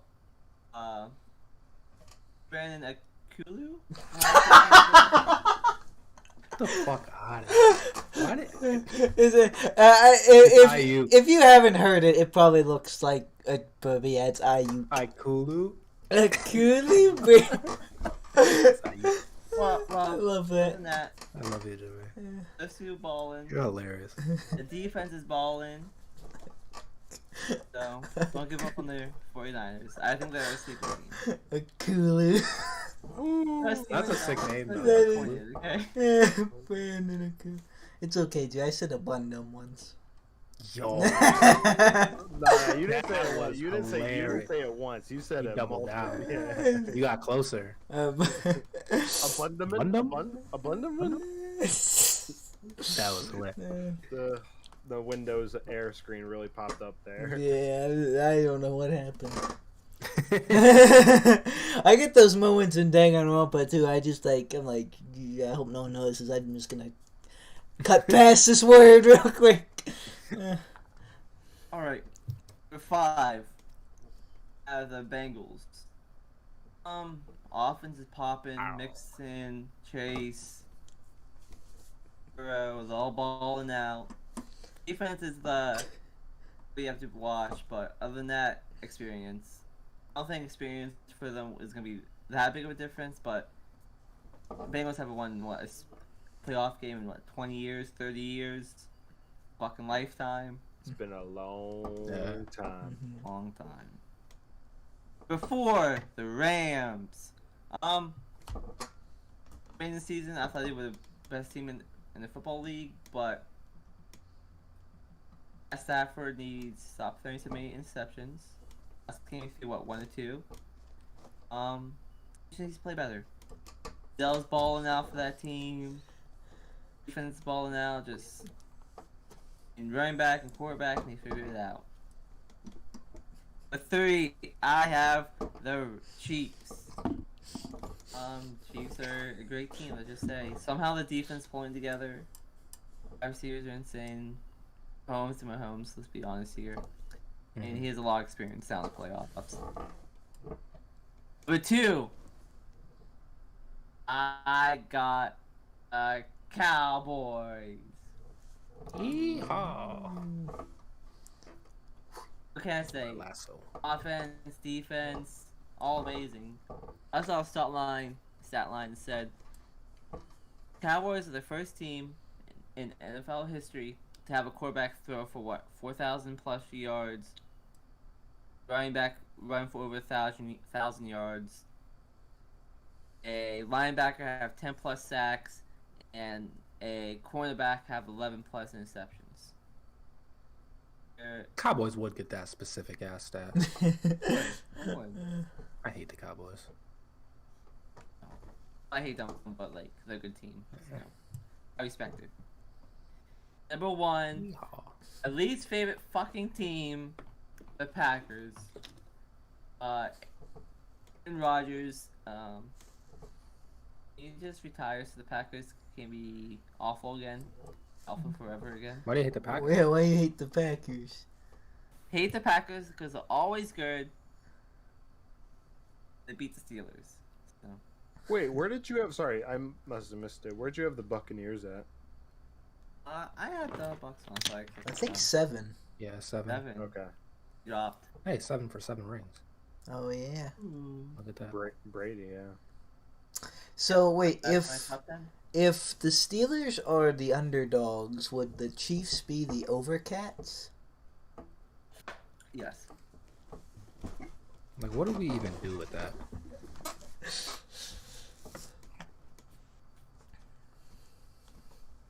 I wonder if the odds are right. I think we're like Chiefs like minus 12.5. I think. Oh, that's the spread, right? Yeah. Yeah. On That's the tough. In the On the playoffs. On the money line, we're like plus 400. That's, Yeah. that spread is so disrespectful. Yeah, it's bad. Oh, but we're plus 500. Yeah, it's bad. I mean, dude, if you throw down like $50 on that game, on the Steelers, No, I might take like that spread, like 12 and a half. Yeah. Like we're not gonna go out there and get embarrassed. Not for Ben's last game. Come on, 12 and a half. That's damn near 2 times. I mean, I'm not gonna take that. Yeah, it's Tough. Vegas. Vegas is doing us bad, guys. All right, so for my final power rankings of the season, Week 18, starting off at number 10, we have the Cincinnati Bengals. Yep, as I've been saying, I'm not high on the Bengals. I never have been. They won one more game than we did. I don't have faith, and they just lost to the Browns too. So, Steve, I don't know. Where you can't Don't say put that. Brandon Allen. No one was playing. telling you, it's gonna. And then when they return to their normal selves next year, Okay. we'll see. We'll No, because your the range is 6 through 9 wins, right? That's what you're giving them. yeah. Because once again, their normal is like fucking Owen. No, Their their normal is like between, So, like, their normal is between 3 and 6 wins. I can see them doing, because what are they, like 8 and 6 or some shit, 9 and whatever. But right now This they're year? 10-10. They're 10-7. Oh shit. Didn't say. Well, I can see them getting like 8 wins and like just missing the playoffs, and Steven like, see, I told you they were frauds, like they suck. Well, yeah, that's what I'm saying right now. I'm saying they're gonna get between 6 and 9 wins. Yeah. So, That's still really good for them though. I mean, Yeah. Like besides them making the playoffs this year, like 6 through 9 wins, like they could have only dreamed of that before they got Burrow. I don't know. They, like I said, they were consistently getting between like 4 and 6 wins or 4 and 7 wins, you know. And then they made the playoffs like 6 seasons ago, back in the 20 or 5 seasons ago, back in the 2015 season. Yeah. No, that was 6 seasons ago. 7? I'm bad at math. Anyway, number 9. I have the. Wait, I don't think any of you guys said this team. I don't think so. The New England Patriots. They like just missed. They were at 11. for me. Okay. All right. Yeah, I you know, I mean, obviously, I don't think, you know, I'm obviously not extremely high on them either, but I don't know. I think the Patriots are a little slept on right now just because they've had a rough end of the season. But I don't know. I still like the Patriots. I think they're a top 10 team. Then at number 8, this is the lowest I have them at, and this is the Arizona Cardinals. This is the lowest I've ever had them. They lost to a divisional rival, the Seahawks. Only by a touchdown, but I don't know. They've really fallen off a cliff here at the end of the year. You know, injuries obviously can play a part in that, but like to echo what Brenden said, a lot of people have been making the Steelers 2020 comparison for the Cardinals. So I don't know. We'll see what happens. I hope they prove me wrong because I was high on the Cardinals for most of the season. Jimmy. Oh, his mic is micing. His mic is micing. At number 7, I have the Dallas Cowboys. Yeehaw. So once again, Dallas Cowboys. I think they have an extremely talented offense. I think overall they're an extremely talented team. But I don't. Once again, I've never been extremely high on them. Yo, a Cowboys Bengals Super Bowl would be fucking hilarious. I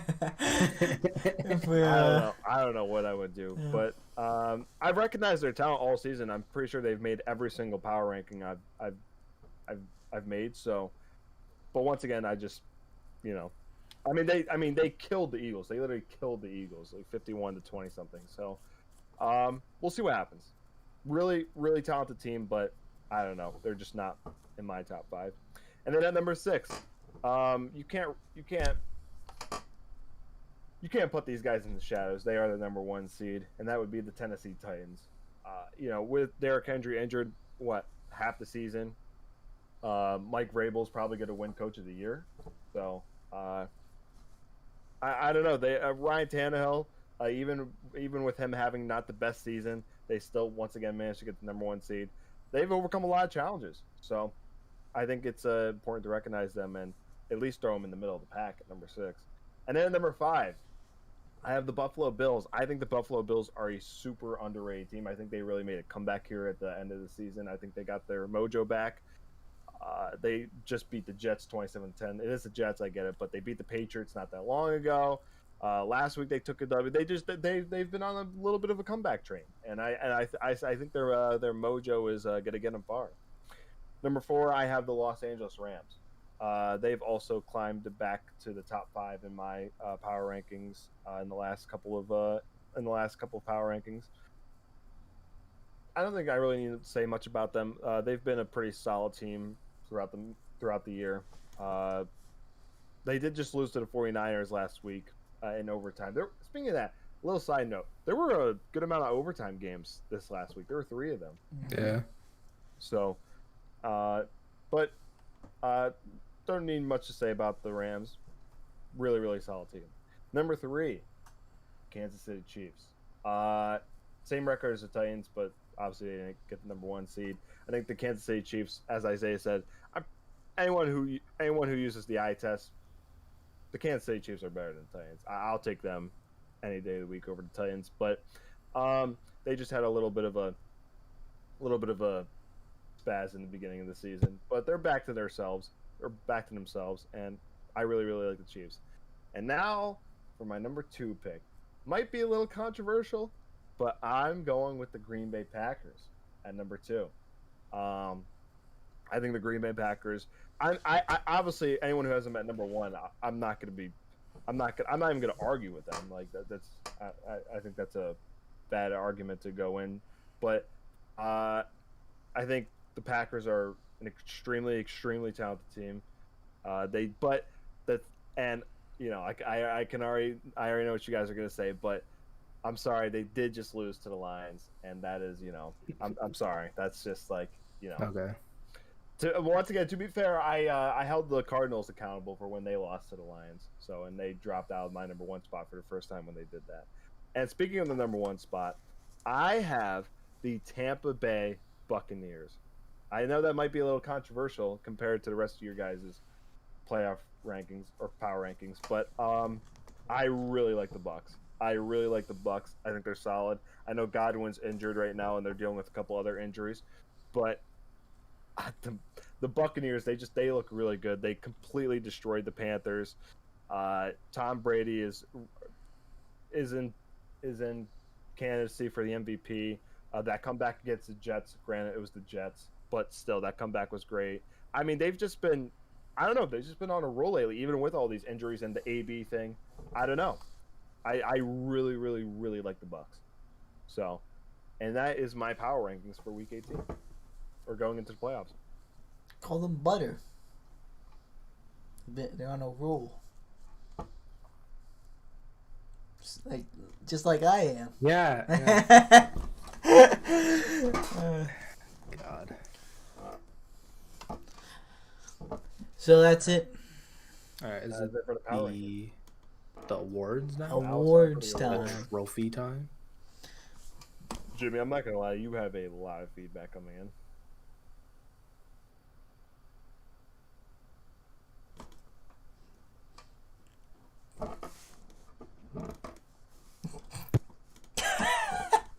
You did it, Jimmy.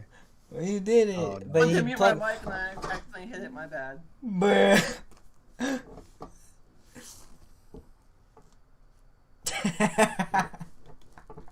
Poor Jimmy.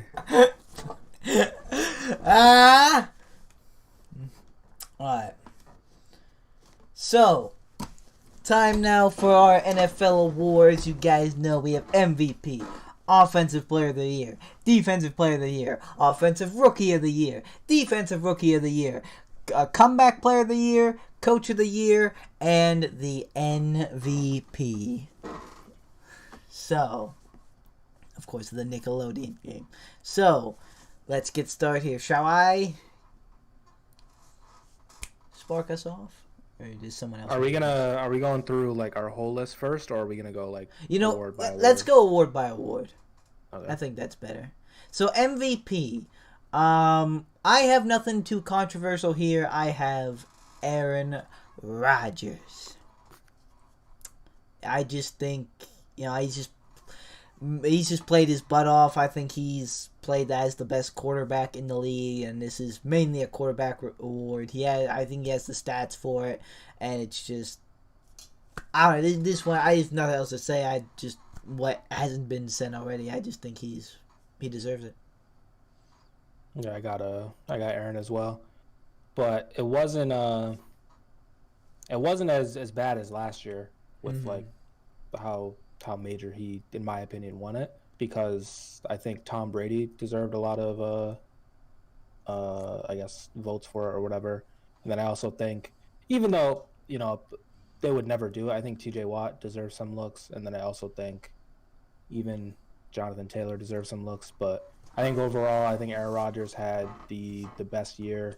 I mean, he finished the last, like, I think 8 games without a pick, like 3 to 4 touchdowns in all of them. Like he just spazzed. He did normal Aaron Rodgers things, and he's just like that. So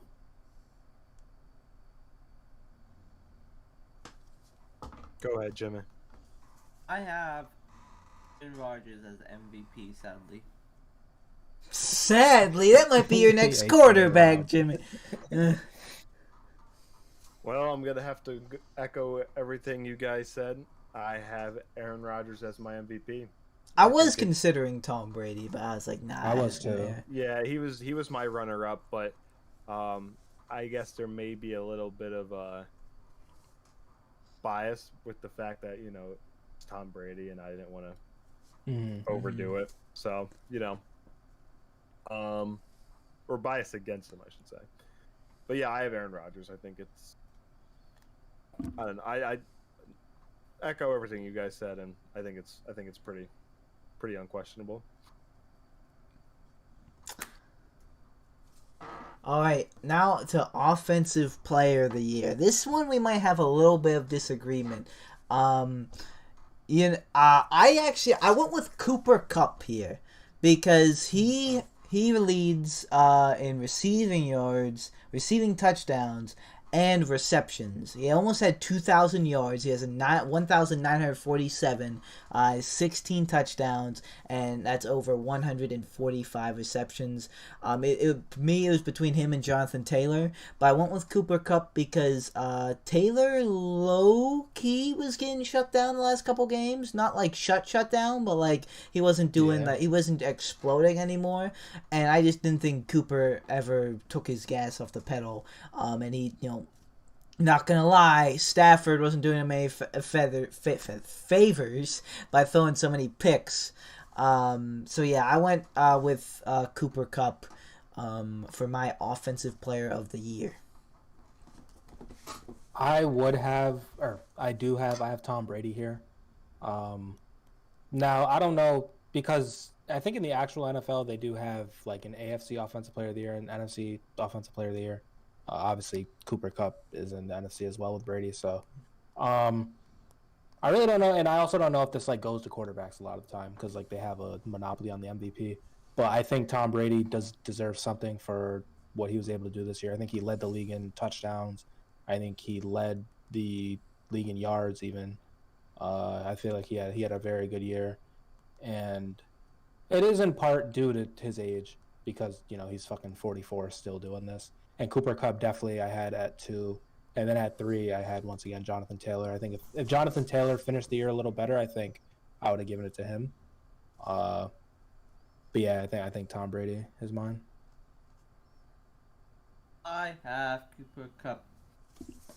Kupp. The stats he pulled off this year. No, we had an extra. He had a monster year. Yeah, still monster year. And if you asked me last year, I would say no way. But thinking about it this year, I definitely understand how much he's grown in the last couple of years. Be that star receiver. This would be a nice reward for him. Well, it was a tough decision for me as well, honestly. I was rolling between Jonathan Taylor and Tom Brady. Yeah, it's tough. It really is, because Tom Brady, I mean, he threw for 5,300 yards this season, led the league, 43 touchdowns, led the league, and has been dealing with a lot of shit. With, Yeah, like, his team kind of falling apart. His team has been dealing with a lot. So, yeah, it was tough. But at the end of the day, I'm going to have to go give it to Jonathan Taylor. I mean, he went crazy this season. He dropped 1,800 yards, 18 touchdowns. I mean, even receiving yards. He had almost 400 receiving yards. I mean, he just went. He went crazy this year. I mean, I don't know. That's what's. I mean, he set the Colts franchise record. I mean, what's the most rushing yards in a season record? I think it's a little over 2,000, right? Yeah, it's like 2,000 something. Yeah, I mean, so he was pretty close to that. I mean, Jonathan Taylor spazzed, and I know, like I said, it's really tough, and I almost like it's almost a crime not to have Tom Brady in one of these two, but it's just everyone knows, man, it's Tom Brady. Like, I don't know, so I got it, but I got to give it to Jonathan Taylor. All right. Just as a little quick side note to add on to what I was saying about Brady, it's just like, I mean, no one's surprised. Like, we kind of like even at 44 years old, like like, it's just like it's Brady. You know, people I guess expect this, but once again, like Isaiah said, maybe not because of his age. So I don't know, but yeah, Brady is a huge. I'm forgetting the word again. Not special shout out, but honorable mention. Honorable mention. I don't know why I always forget that.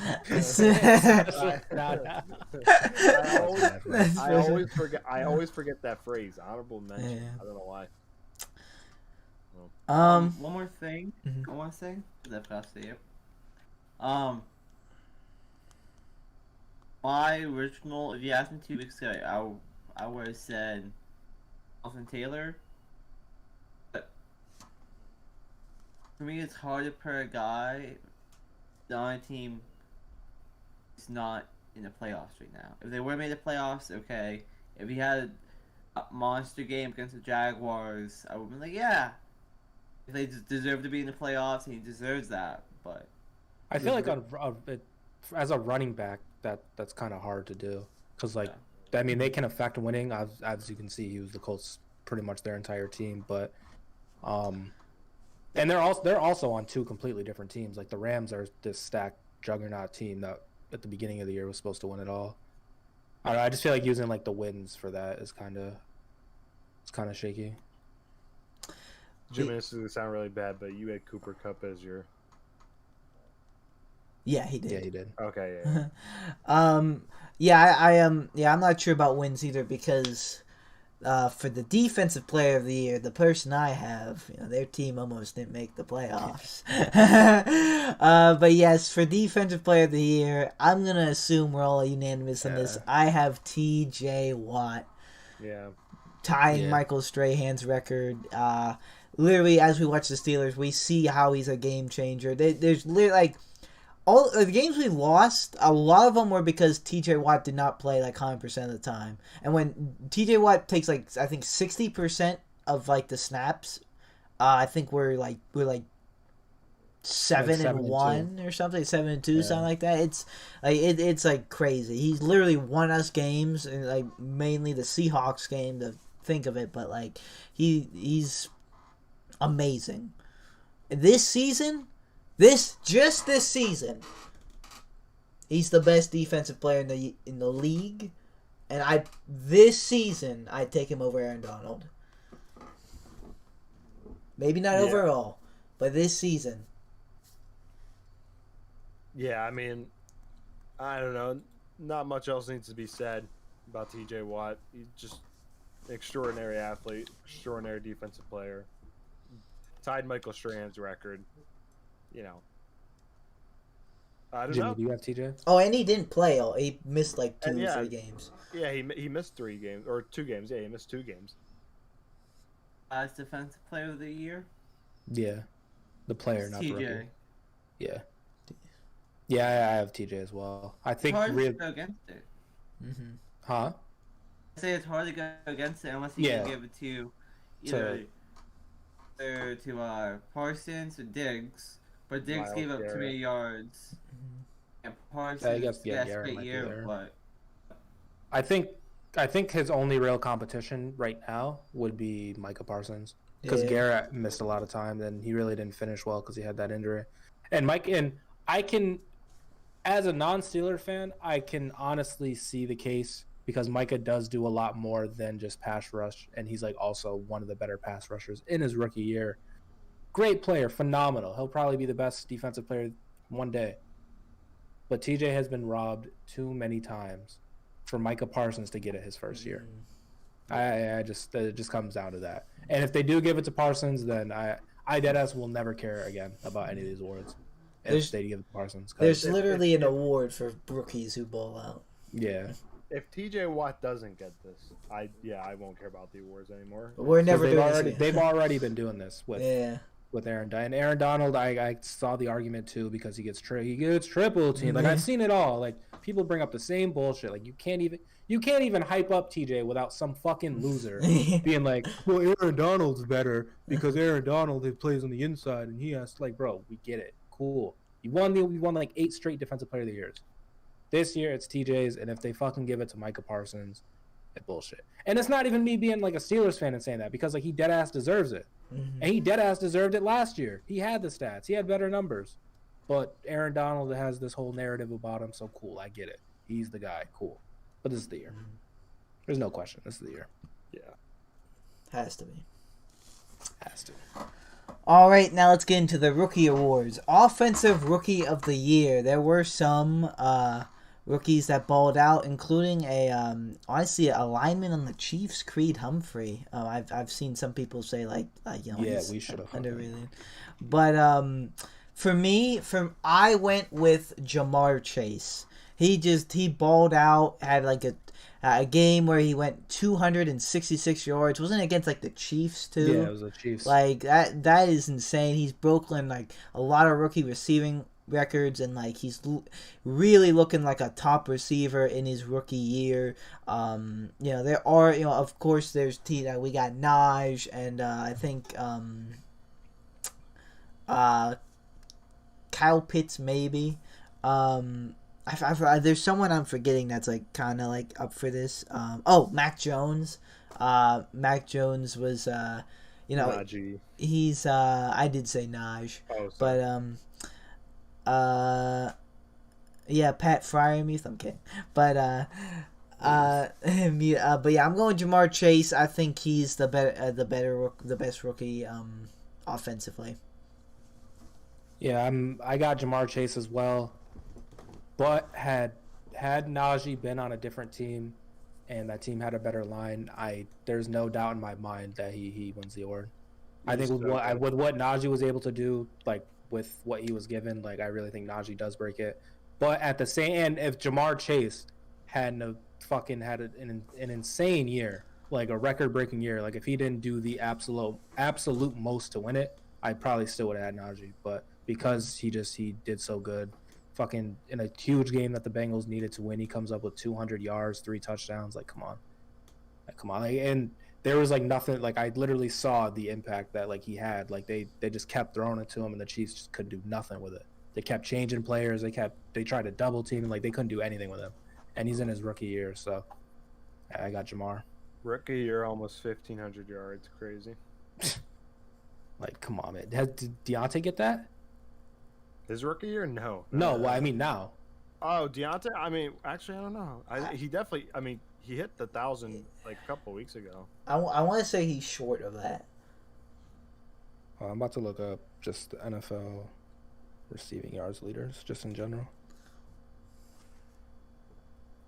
He had 1,100. He had 1,161. Yeah. Oh shit! He had 1161. Yeah. Nice. And 8 touchdowns. Pretty good. Yeah, it was a solid year. And we see Jamar Chase in his rookie year, keeping up. So doing better. Yeah, doing better. Yeah. Literally fourth in receiving behind Kupp, Jefferson, and Devontae Adams. Like those are heads.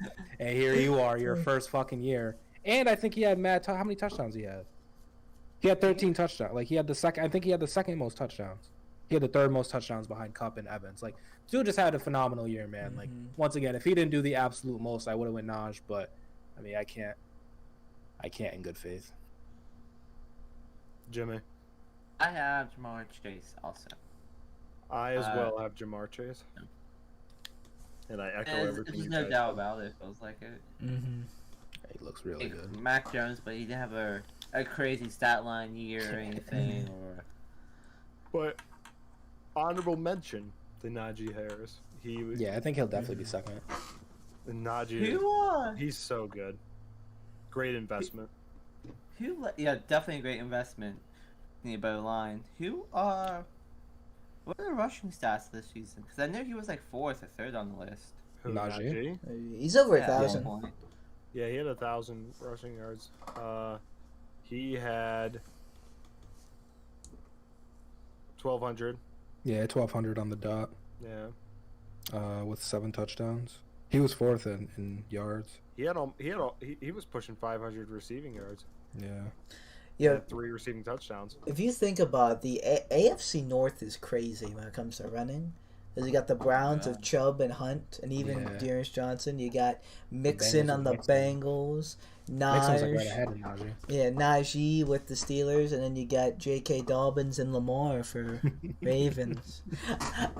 I feel like the Ravens. I feel like the Ravens And have a bunch of other running backs. So. They do. They everyone got hurt. Like they kept having to Yeah. switch. Hold on, I have to look this up now real quick. I know they had a ton of good like depth running backs that got hurt. They had like the 2017 All-Star team at one point. They had Le'Veon, Devontae Freeman. Oh yeah, they have Devontae Freeman. Yeah, Latavius Murray. Yeah, Latavius Murray. Yeah, he fucking shoot us for a little bit. J.K. Dobbins, Gus Edwards. I mean, even Gus Edwards. Gus Edwards has been there for a while. Yeah. Justice Hill. Yeah, they have a really solid running back core. But Devontae Freeman and Latavius Murray are free agents, so I don't know if they'll re-sign them. I mean, Dobbins is their guy. It's just he happened to get hurt this year, so maybe they can keep one of them as depth, but we'll see. All right, defensive rookie of the year. This is probably gonna be another easy, unanimous one because the person I have is also in contention for defensive player of the year, as we mentioned. But I have Micah Parsons. Like Yeah. Parsons. I have Micah Parsons as well. He literally he does everything honestly for their defense. He pass rushes, he gets in coverage, he gets interceptions, he gets fumbles, sacks, he does it all. His rookie year, he's looking like one of the better players in the league already, and I'm sure even maybe next year he'll be in contention for defensive player of the year. But fantastic year. Cowboys got a great pick. I mean, Yeah. Definitely. And everyone was laughing at them when they made that pick too. were they? I think because they were gonna take Surtain, but I think Surtain got taken before him. And Surtain had a pretty good year too. Yeah. Madden, Diggs, and Surtain. Oh, Yeah. couldn't pass him. Diggs was a little lit for regular defensive player of the year for a bit. But Yeah. Honestly, though, I'd definitely expect a dip in Diggs next year because his big thing is getting picks, and he gives up a lot of yards. I've heard. And I've seen that a bunch, and when he doesn't have 11 or I don't know how many picks he has, but when he doesn't have that, obviously that's a problem. But I feel like if you have a player who's giving you that amount of turnovers, if it's not broke, don't fix it. And I don't think he's been losing him games or losing them games. I've just seen this narrative a bunch, and it's probably because people just hate the Cowboys, and Cowboys fans are annoying and cornerback ever. But I really don't think I don't think the yards thing is that huge of a deal.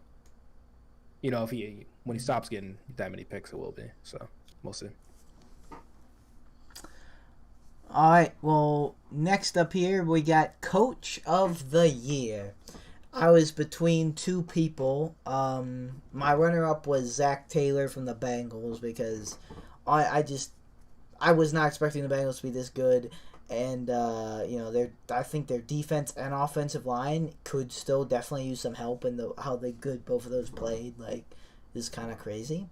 But ultimately, what I did give the award to, I did give it to Mike Vrabel. Even though it seems I've been sleeping on the Titans, I was just never really like feeling them as like a top team. But they got the number one seed, and they got a lot of injuries. They lost Derrick Henry for the remainder of the season, whatever that did in the middle of the season. A.J. Brown and Julio Jones have both been in and out of injuries and just kind of overall shaky. But A.J. Brown at the end of the season, when he came back a bit, got going a bit, but then I think he got injured again. And the defense was going through some things. They did lose to the Texans and the Jets, but they bounced back and got the number one seed. So my coach of the year is going to be Mike Vrabel. Yeah, I have Mike Vrabel as well as my coach of the year. For me, it was between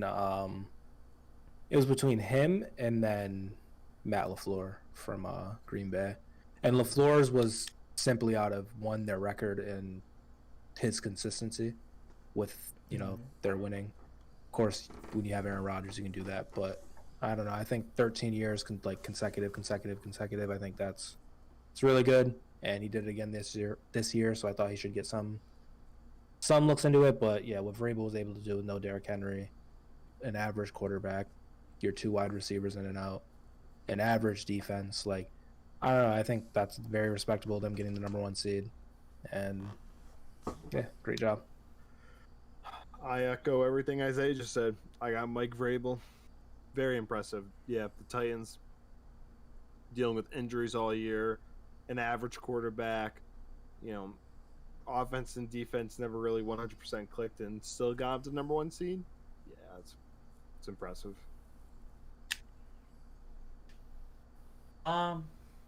My turn. So mine was between the one you guys just said, Belichick and Zach Taylor, but it was mostly between Belichick and Zach Taylor. I'm gonna give it to Zach Taylor. No one even thought, either mentioned that the Bengals gonna win the North. They were gonna make the playoffs.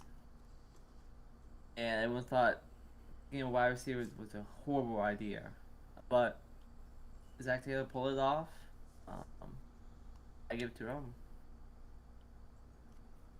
In North, it's not an easy thing to do. Yeah. I definitely like that pick as well. Alright, next up we have Comeback Player of the Year. I was thinking about this for a while. Yeah, a couple people up with this, but for me, I went with Joe Burrow because I think he's in like top 5 or something with like passing yards or something, or he was for a bit. He just seemed to go off after coming off, just getting like hit, and I honestly, as a young quarterback, getting like tearing your ACL. You might like cause you to play with some fear, just worry, especially when, at least for me as a fan, I didn't see any improvement in the offensive line really from the Bengals. So he just let it all out there, been throwing deep balls, putting up like 40 points against like teams that he had like no business, like us or the Ravens, like teams you wouldn't expect. And I just think Dak Prescott was another one, but I just think Joe might have had a little bit of a least expected better year, I'd say, for me. And I guess Nick Bosa also I was thinking about, but yeah, I went ultimately with Joe Burrow. I ended up going with Dak. Honestly, yeah, they were in pretty similar situations with with the injuries. It wasn't the same injury, but like they both looked fucking terrible. Mm-hmm. And like on first glance, it just wasn't a good look. But I think Dak, with him coming into this year, with the contract thing, and then when he finally does get the contract, it's immediately, oh, he's overpaid, he's not that good, blah blah blah blah blah. I think the way he performed this year was adamant, was very good. especially because of the expectations that the Cowboys have. And we've seen from the Cowboys, the regular season isn't, a cakewalk for them either. Like they do their flopping in week 3. Like they get it out of the way early most of the time. And this year, Dak was able to just kind of win it with no problem. Of course, he's not the whole team, and he did have, a bit of a shaky stretch throughout like the middle of the season. But I just think overall, I just like his story a little better. But Joe Burrow, he should be right up there. And then I also have a third player who isn't technically like eligible for this, I don't think. But I think what James Conner did this year deserves some looks because, he didn't get hurt or anything, but I mean, he signed for what, $2 million in Arizona? Yeah. Meaning that the Steelers weren't even fucking willing to do that. Like they were done with him. He's labeled injury prone, blah blah, all this, like, and he had 18 touchdowns. Was a huge, honestly, like we talk about Hopkins and Watt getting hurt, but James Conner missed a lot of time too, like right when they started to fall off. He's back now, and they still lost, but I don't know. He's a huge part of that offense. And once again, I don't think he's technically eligible for this, but I think his performance this year deserves a look at. Mm-hmm. Absolutely. Was either between Burrow and Dak, but I'm gonna give it to Dak. Overall, great season. Last season before he got injured, but 3-4 weeks in, he was. Yeah, he was like leading everything. And he was projected to be MVP. Yeah. His ankle. He broke his ankle, right? It was something like that. It was. His leg got messed up. Yeah, looked really bad. But I give it to him. I'm also giving to Dak. I echo what you two just said, Isaiah and Jimmy. And that injury last year was gruesome.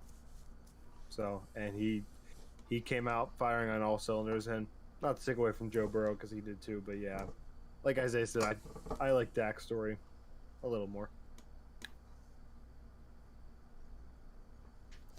All right, one last award. Kind of just a funny one here. The MVP. Who's gonna be from the Nickelodeon playoff game, which is gonna be Cowboys and 49ers.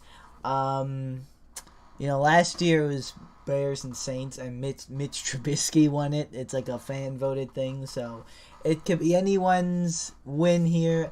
But I'm gonna, since I didn't give him comeback player of the year, I'm gonna give the MVP to Dak Prescott.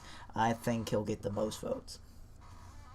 I got CeeDee Lamb because I think he's a fun player, and all he needs is like a little slant over the middle. He turns that into like an 80-yard touchdown. It'll stick in the fans' heads forever. He'll win it. Oh, wait, hold on. I'm really confused now. Who do you think is going to play the best in the Cowboys and 49ers game? One player. Cowboys and 49ers? Yep. The MVP. It's broadcast on Nickelodeon. So MVP. I'll go with Debo. Debo Samuel. Great pick. That is a good pick. I'm going with Leighton Vander-esque. Leighton I can see that. Maybe he'll get a pick. I almost put his neck pad. I could see one of the Cowboys defensive players getting it. Yeah. Like Trayvon Diggs. Yeah, that could be a good one. I almost went Zeke because the way he could get like the kiddos. Like, yo, imagine they give him like a bowl of slime.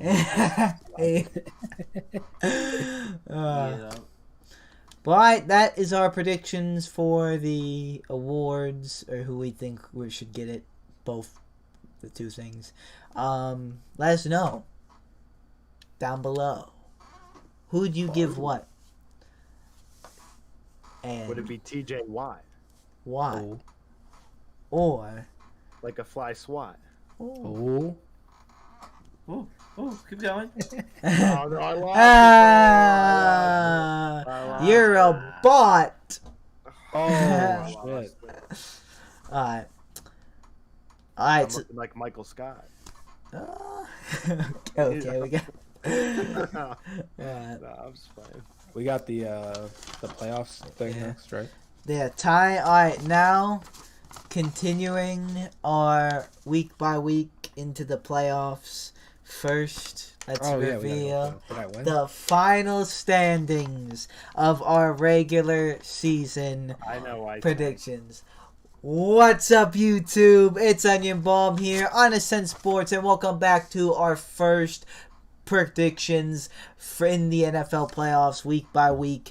We're going to get the wild card games here. I am being joined by the whole squad here: Jimmy, Isaiah, Steven, and myself, and we are going to predict what we think, who we're going to think the wild card games are going to win. I can't talk right now, I apologize. We're going to predict the wild card games, but before that, let's share who our final results from the regular season and what happened last week in week 18. So, come on, I did not lose. Going the best would be Jimmy. No. He went 11-5. Isaiah went 10-6. Let's go. Okay. Me and Madden went 9-7. Bro. Steven went 7-9. Damn. And the Bull went 5-11. For the final, also the Isaiah guarantee one last hurrah. We don't need to bring it. Advances to 8-10. Only negative by 2. Only negative. If you got one more right, you went even. So that's not too bad. That's not bad. I'm just gonna stop taking these stupid ass games. Teams like, Isaiah, you picked the Jaguars beating, I don't know, the Chiefs. Like, oh, you're stupid for that. You picked the Jags and Colts and got it. I did, but I'm just saying, I risk my life for these guarantees, and sometimes they don't work. We love I the did risk my guarantee, life, Jimmy. Life. This almost, look how close this was. This almost lost me. Alright. Stupid ass But guarantee. for the final standings, number 1 is James. No, it's not.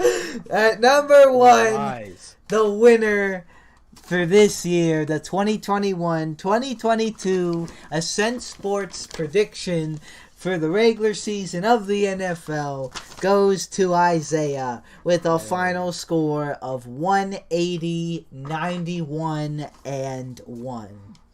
In second place, making a push, but not quite getting it, 2 behind first, was Jimmy, who went 178, 93, and 1. And in third place, 3 behind second, 5 behind first, was me at 175, 96, and 1. In fourth place, 5 behind third, 10 behind first, would be Steven, the winner last year. He went 170, 101, and 1. I'm ashamed.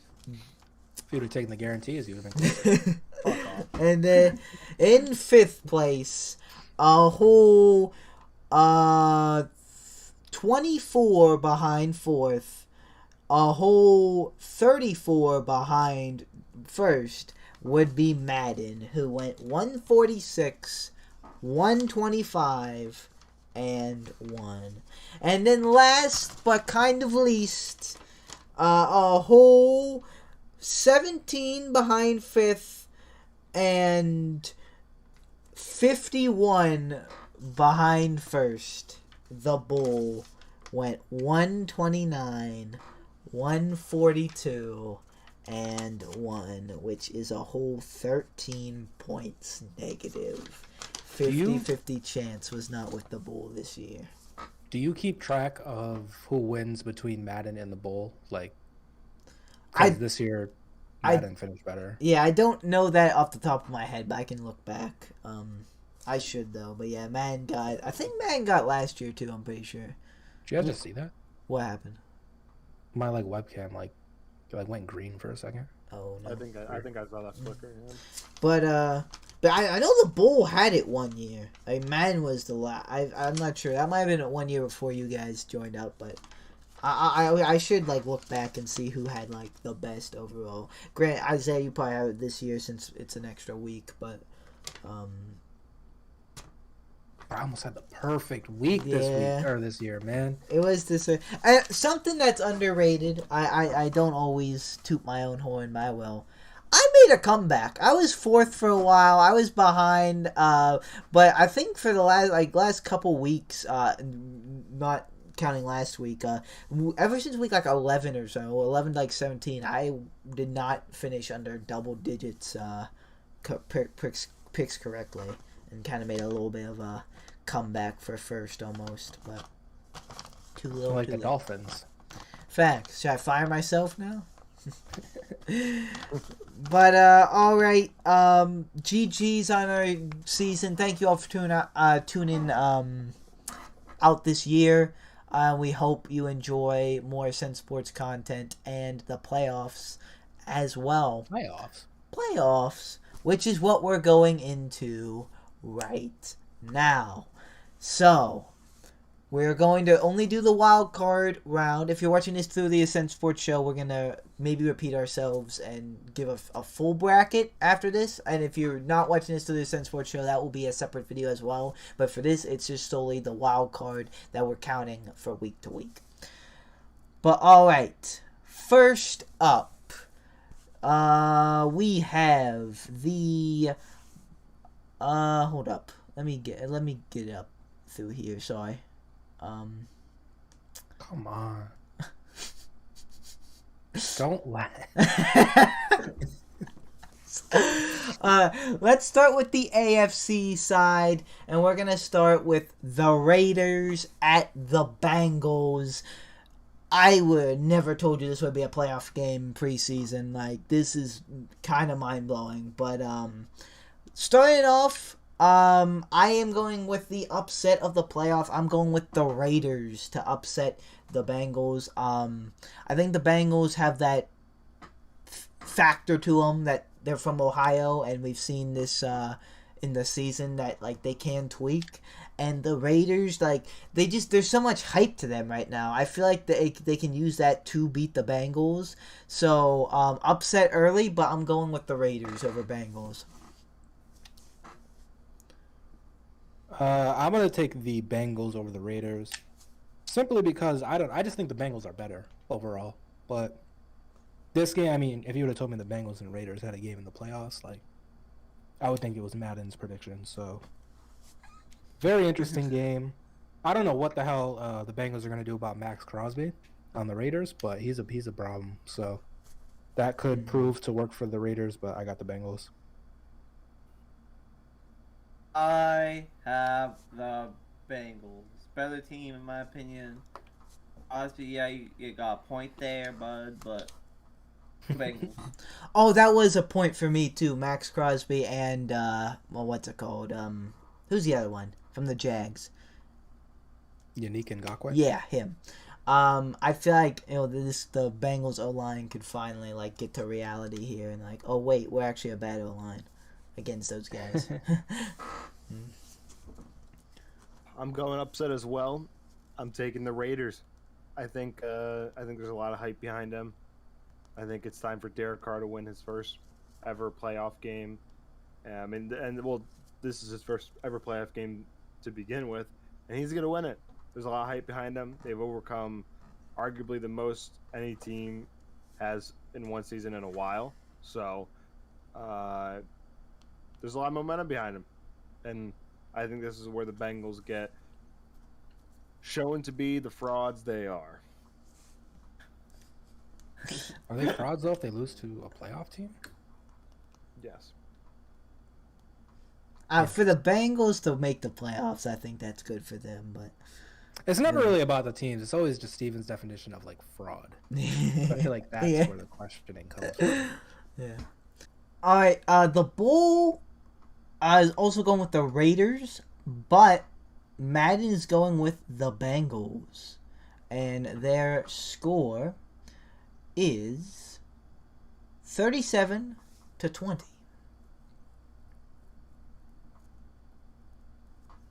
It's interesting. All right. Next up in the AFC, we have a divisional matchup. We have the Patriots at the Bills. I am going with the Bills. I just don't see the Bills being one and done. I know the Patriots are a kind of a tough matchup, but I just like the Bills better than the Patriots as like a better team. So, yeah, I'm going with the Bills. I'm also taking the Bills. I think the Patriots, they have that, Belichick factor to them where they could very well win and wouldn't be that surprised, but the Bills really need this game. If the Bills lose this game, they're frauds. They are the frauds. Yeah. They might be frauds. The Bills. Are you a whale? Bills. He's a Bill. He's a Buffalo Bill. And I'm also going with the Buffalo Bills.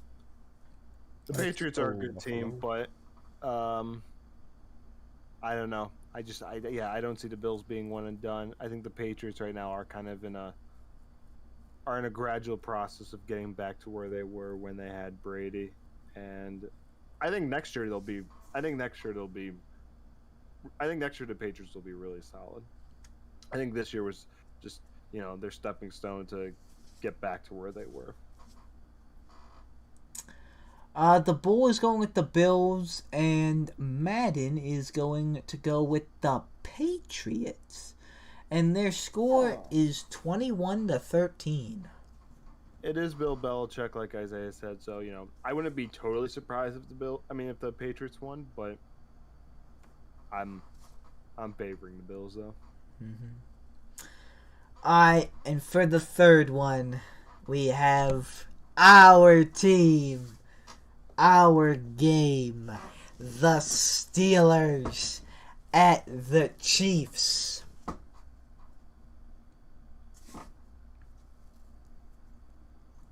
Who you got?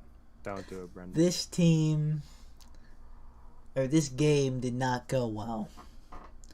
And a little spoiler alert, I might have a different result in my bracket, but for this in the moment, for week by week, I am going with the Steelers to upset the Chiefs. Why? Because it's about drive. It's about power. The Steelers are hungry. TJ Watt devours. And we are going to send Big Ben home with one more ring. All we need to do, beat the Chiefs, beat the Titans, beat either the Raiders, Bengals, Patriots, or Bills in the championship, and then beat the NFC South team. NFC team. And we got it. Very simple, right? This is what you guys aren't seeing right now. Is there's one factor that you can't stat, and it's the power of friendship. I'm going with the Steelers. Sorry, Jimmy. No, Jimmy, please. I just have to say this. Brenden is the reason why we're going to have to literally re-record this entire thing. Because he doesn't actually think the Steelers are going to win. And so we're literally all going to have to give our predictions, the same predictions again. Because this guy wants to be like, it's about friendship. Brendan's making us do this. When you're up at 2 a.m., this is why. Go ahead, Jimmy. Let's be honest here. Chiefs 52-15. Probably. I got the Chiefs. I would love for the Steelers to win. If we do win, then that would be amazing and cool. But I just don't see how. Hopefully, though.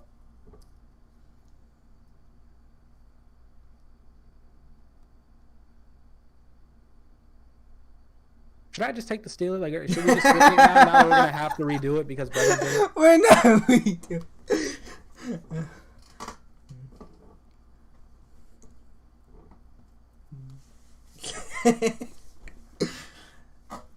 I had a pretty convincing argument. No, you didn't. I feel like I did. Imagine we actually do win. Imagine I get this point. Get this point.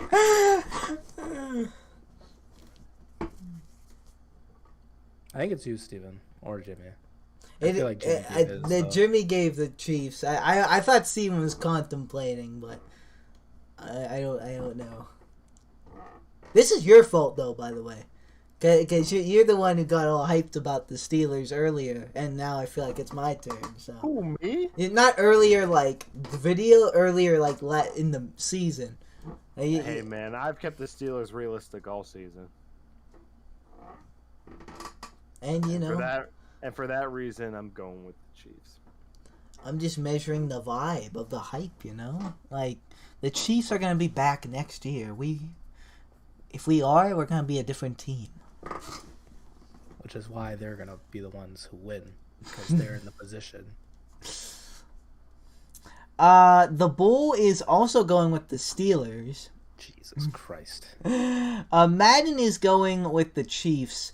And their score is 30-24. And it was an overtime game. I'd be happy with that, honestly. I mean, I'd be happy with that, too. Yeah. But it's more likely going to be like 42-17. Yeah, we're going to squash them. I'm kidding. Yo, imagine if Boswell has another one of his games. Yeah. With the 6 field goals. Yeah. He's 16 out of the 17 points. We just need Ray to get us like in field goal range every time. I don't know why I said they're not putting. Bruh. Alright. Next up. Moving on to the NFC. We have another divisional game in the playoffs. We have the Cardinals at the Rams, and I am going with the Rams. The Rams and the Bills were my preseason Super Bowl team, and I'm not going to have them be Super Bowl game, sorry. I'm not going to have them one and done like that. I still think the Rams have, as long as Stafford plays clean, I think they at least somewhat clean. I think they can win it. Cardinals are like we've already talked about the meme of the 2020 Steelers. If they truly are, this is where they lose. But I think the Rams are an overall better team, so I'm going with the Rams. Because I always pick the overall better team. Oh, you're a scumbag. I'm taking the Rams as well. I just think that they're better and more consistent than the Cardinals. I'm going with the Rams. I'm all in with you guys. I'm going with the Rams. The Bull is going with the Rams. Madden's going to have us all in on the Rams. And their score is 30-21. 21.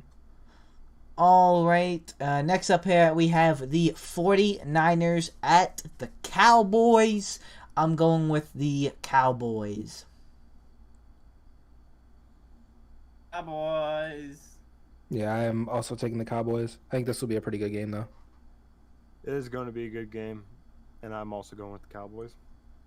The Bull is going with the 49ers, and Madden is also going with the 49ers. Their score is 37-36. Alright. Last up here, we have the Eagles at the Buccaneers. I'm going with the Buccaneers. Who's in a worse position, the Eagles or the Steelers? I honestly would say the Eagles because they're facing Brady and Brady's not going to lose this. Yeah. And I think just because the Eagles beat them in the Super Bowl a couple years ago, I think Brady's going to hang 60 on them. I don't think it's going to be close. Yeah. Jimmy, Brenden. Bucks. I said Buccaneers. Oh, did you? Okay. Yeah, I said Bucks as well. I'm going Bucks. The Bull is going with the Buccaneers, but Madden is going with the Eagles. Big upset there, and they have the score 37-34. Shootouts here. And then the Packers and Titans, being the number 1 seed in their respected conferences, have the first round bye and are on a bye week. So, guys, that is our predictions for the wild card round. If you want to see how we did, make sure you watch our divisional predictions. Once the divisional games are set, we'll predict those. If you want to see from square one us make a playoff bracket, then that will also be a video, so stay tuned for that. But for now, guys, that's gonna do it. Thank you guys so much for watching. Like or dislike, subscribe or don't subscribe. You know, it's always up to you.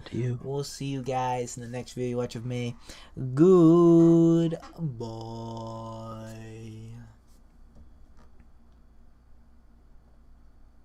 Now let's do that same exact thing again. Are you serious? I think so, because Brenden picked the Steelers, but he was saying like, that's not my actual thing. My actual because this one game, he had to be Mr. Steelers. He had to prove his love. We're doing the full bracket now.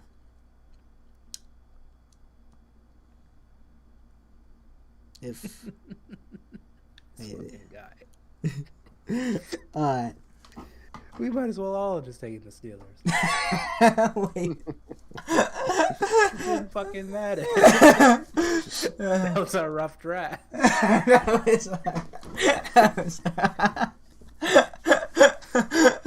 Alright.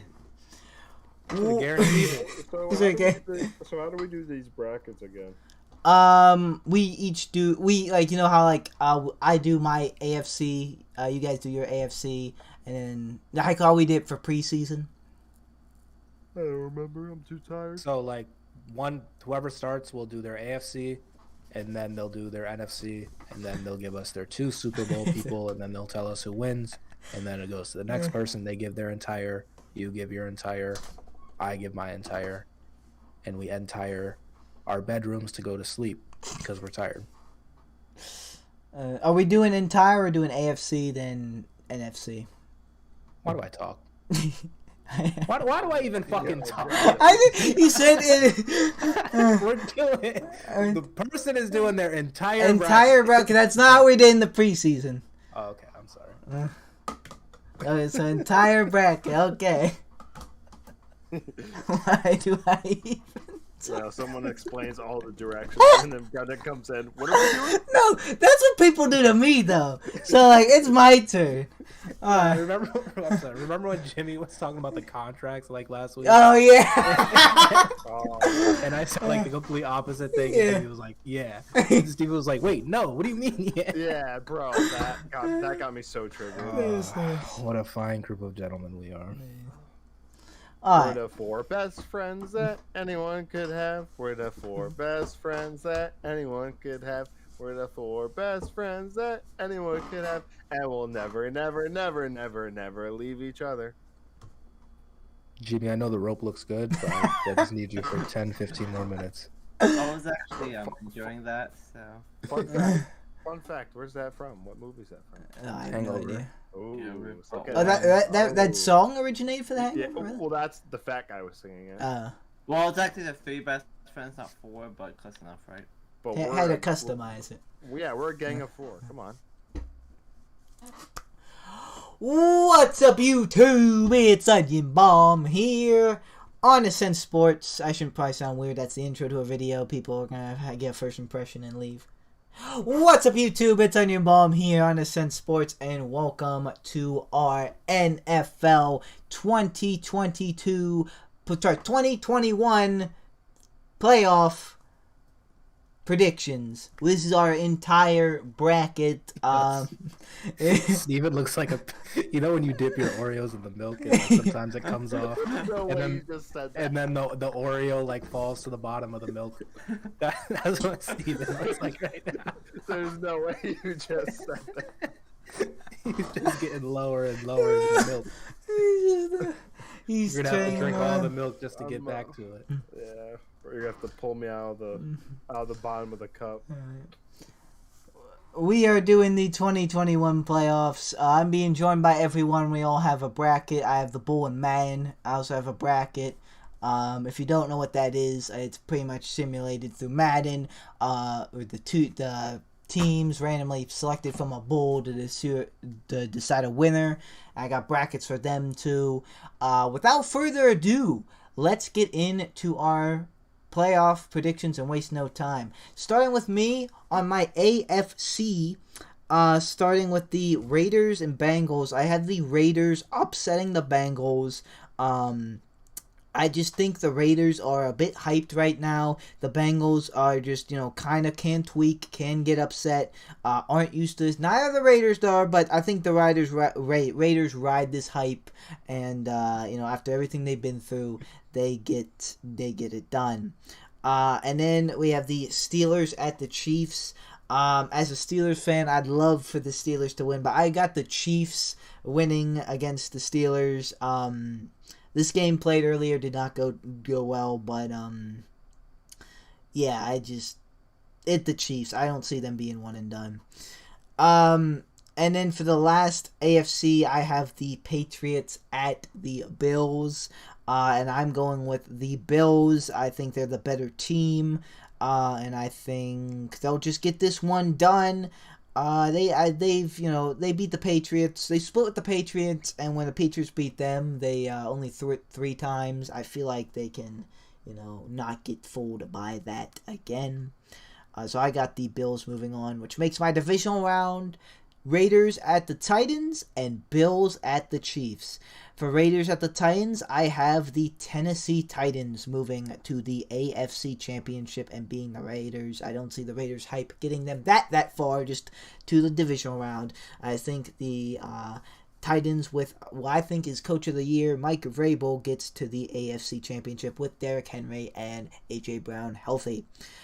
And now, for the Bills at the Chiefs, I actually have the Bills beating the Chiefs. I just think this could go either way, and I think the Bills got them this time. I think the Chiefs beat them last year in the championship. I think Bills get their revenge. They beat them earlier in the regular season, but I think the Bills still win and move to the AFC Championship, which means my AFC Championship is Bills at Titans, and I have the Buffalo Bills, just like I did in the preseason, moving on to the Super Bowl to represent the AFC. I think they're a better team than the Titans, and I think they can get it done, and I think it's their year to go to the Super Bowl. Alright, now with the NFC side, first game, the Eagles at the Buccaneers. I have the Buccaneers. I don't see an upset there.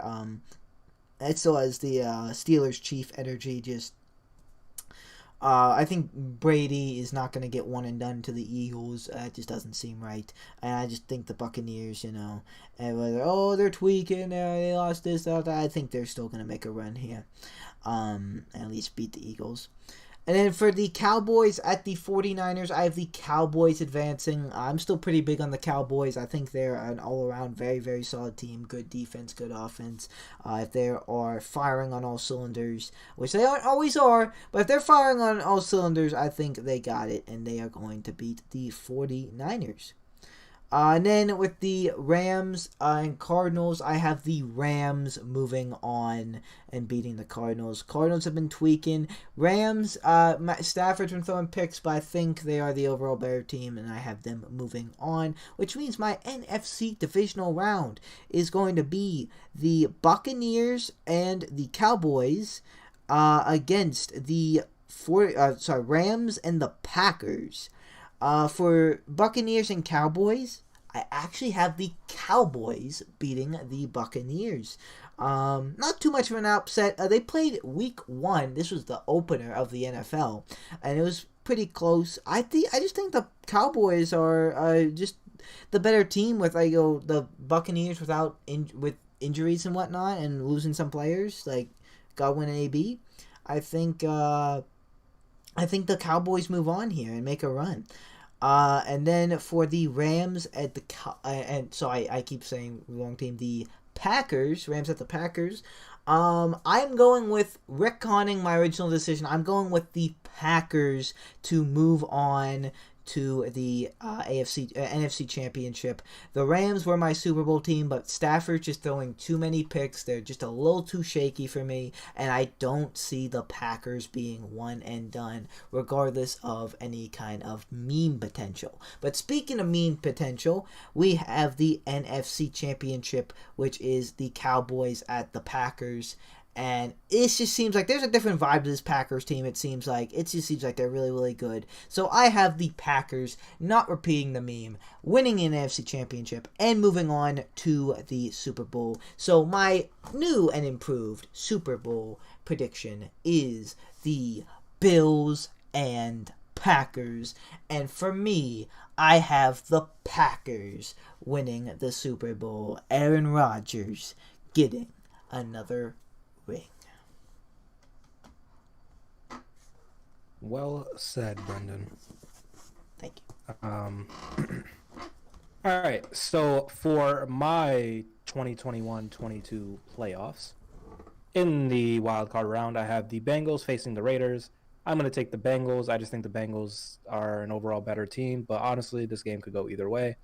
With the Patriots and Bills, I'm going to take the Bills. I think the Bills are the overall better team, and they just had way too much expectations to go one and done.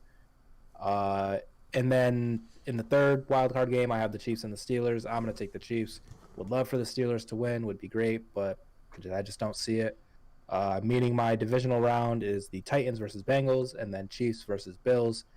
For the Titans versus Bengals, I am going to take the Titans. They're getting Derrick Henry back. Maybe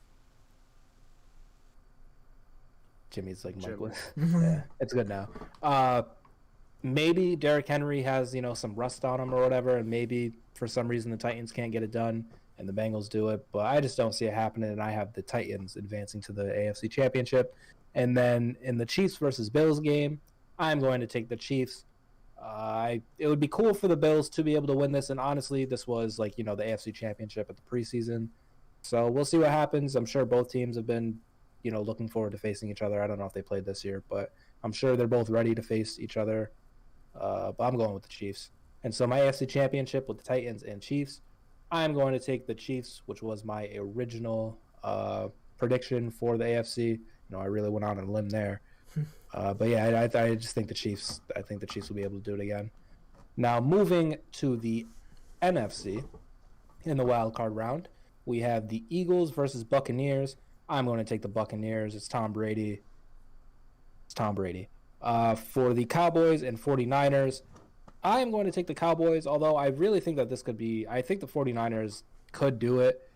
But I think the Cowboys just have the overall better team. But we'll see what happens. It's the Cowboys.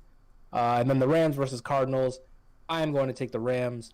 I think I would have taken the Cardinals had they have finished, a little less shaky, but I don't know. I think the Rams will be able to get it done. So for my next round, I have the Buccaneers versus Cowboys, and then Rams versus Packers. I'm going to take the Buccaneers over the Cowboys. Once again, it's Tom Brady, and the Cowboys do have all the capabilities of winning this game. They are probably the better team on paper up to this point, but unfortunately it just doesn't normally work like that. So I have the Buccaneers. And then for the Rams versus Packers, I am going to take the Packers. Like Brenden said a little bit ago, I just think that this Packers team is on a different level. And we got Matty Stafford versus Aaron Rodgers again. No way is Aaron Rodgers going to lose to Matthew Stafford in the coming. That's not going to happen. So I'm going to take the Packers. And then my NFC Championship, Buccaneers versus Packers rematch. And this time I have the Packers winning it and going to the Super Bowl. All you got to do is make sure Scotty Miller doesn't score at halftime and you win the game. So there it is. My Super Bowl, which I really wanted to be the Super Bowl last year, and we were really close. I have the Chiefs versus Packers, and State Farm's loving this. I am going to take the Green Bay Packers to win the Super Bowl. I think this would be amazing, honestly, to be able to see a Mahomes versus Rodgers Super Bowl. That would be a lot of darts probably being thrown, but Yeah, I'm gonna take the Packers. One of these times, I've been taking the Packers for like the past 2 years now. They got to make me right once, right? So, yep, that is my Super Bowl prediction. All right, I'll take a swing at it. Mike, okay? My headphones are being weird. Yeah, you're good. Mm-hmm. Yeah, if I can do this right. Right, for the AFC, I have the Bengals beating the Raiders. After that, for the wild card week. After that, I have the Bills beating the Patriots. And sadly, coming from a Steelers fan, Chiefs beating the Steelers. Redskins fan. Fuck up. What? Next up. This is the Divisional Washington round. Commanders. Yeah, the Washington football team. Thank you. I have the Bengals beating the Bills. The Chiefs beating the Titans. And for the AFC Championship, I have the Chiefs beating the Bengals. Down to the NFC. Wait. The Titans and Chiefs played? The 1 and 2 seed in the divisional round? No. The He had the Bengals. Bengals and Bills, and then And Chiefs and Titans. Bengals and Bills. Should be lower Chiefs. seed versus Titans. Uh, You did the playoff predictor, right? nah, he just raw dog. I looked at the playoff thing. Hold on. No. Bengals Oh my gosh, I've lost full. against the Raiders. Bills against the Patriots. What would it be? It would be the Bengals versus Titans, right? Yeah, lower seed versus Titans. There's no way we're. You got the Okay, Bengals then. one. Yeah, just start Yeah, Bengals beat the Titans. No, I said it wrong. Bengals beat the Titans. Oh, you said okay. Yeah, and the Chiefs beat the Bills. Yeah. Okay. There was You just got the there's Chiefs just a, beating the Bengals. okay. Yeah. Okay. Okay, there's just some Then misspeaking I there. still have the Bengals against the Chiefs. The Chiefs being the Gotcha. Bills. Yeah. Okay. NFC wildcard weekend. I have Rams beating the Rams playing. Actually, I don't understand. Jimmy, did you not make a bracket? No, because I fucking had like 5 minutes to fucking make it. They're playing the Rams, or they're playing the Cardinals. Okay. NFC the NFC. Didn't we do this? We just did this. Okay. Oh, I love you so much, Jimmy. This is amazing. The NFC wildcard weekend. Have the Rams beating the Cardinals. Okay. Cowboys being San Fran. The Bucks being Eagles. Okay. Then, so the divisional week should be the Packers and the Bucks, right? Packers and Rams. Packers against the Rams, and Cowboys against Bucks.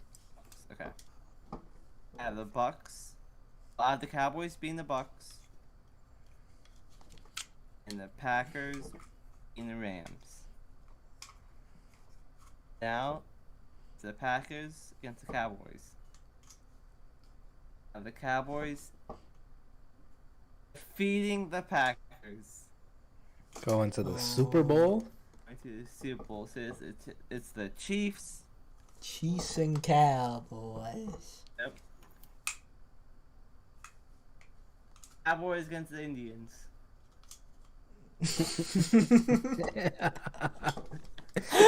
You saw how that turned Yep. But Who's your winner, Jim? The winner is Chiefs. All right. Steven! We need you to wake up. We need you. You're making it longer for He's yourself. gonna still make fun of me the whole time, but like he's dead. We're so close. Oh no, your headset's off. That's the opposite way. No. Put them back on.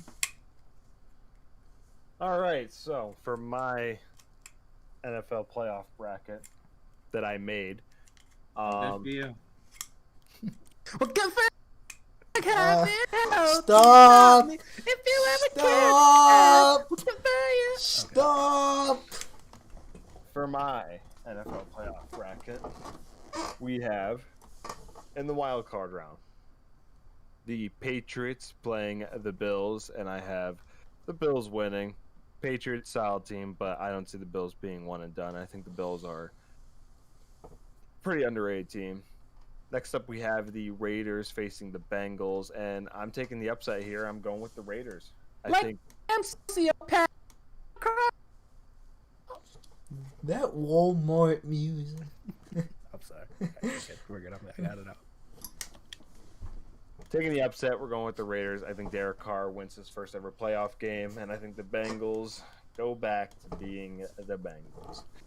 Next up, we have the Chiefs facing the Steelers, and as much as I would like for Big Ben, number 7, the 7th seed, to get the 7th Super Bowl, not going to happen, unfortunately. I have the Chiefs winning. Setting up for a Titans-Raiders divisional round, 1 seed versus 5th seed, I have the Titans winning.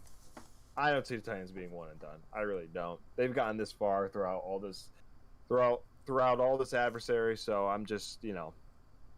I got the Titans being the Raiders. Raiders, they got their playoff win. They got it done, but Titans win. Next up, I have the Chiefs versus the Bills. And it's a rematch of the AFC Championship from last year. But I got the Bills winning. I think Pat Mahomes stops right there in the divisional round. And the Bills advance to the AFC Championship with the Titans. It's the Bills against the Titans. Bills 3rd seed, Titans 1 seed. And I think this is where the Titans run ends. I got the Bills winning, and I got the Bills going to the Super Bowl. And that's my AFC. For my NFC, of course, starting at the wild card, we have the 49ers at the Cowboys, and I have the Cowboys. I think the Cowboys are a lot better than the 49ers. I've never really been too high on the 49ers.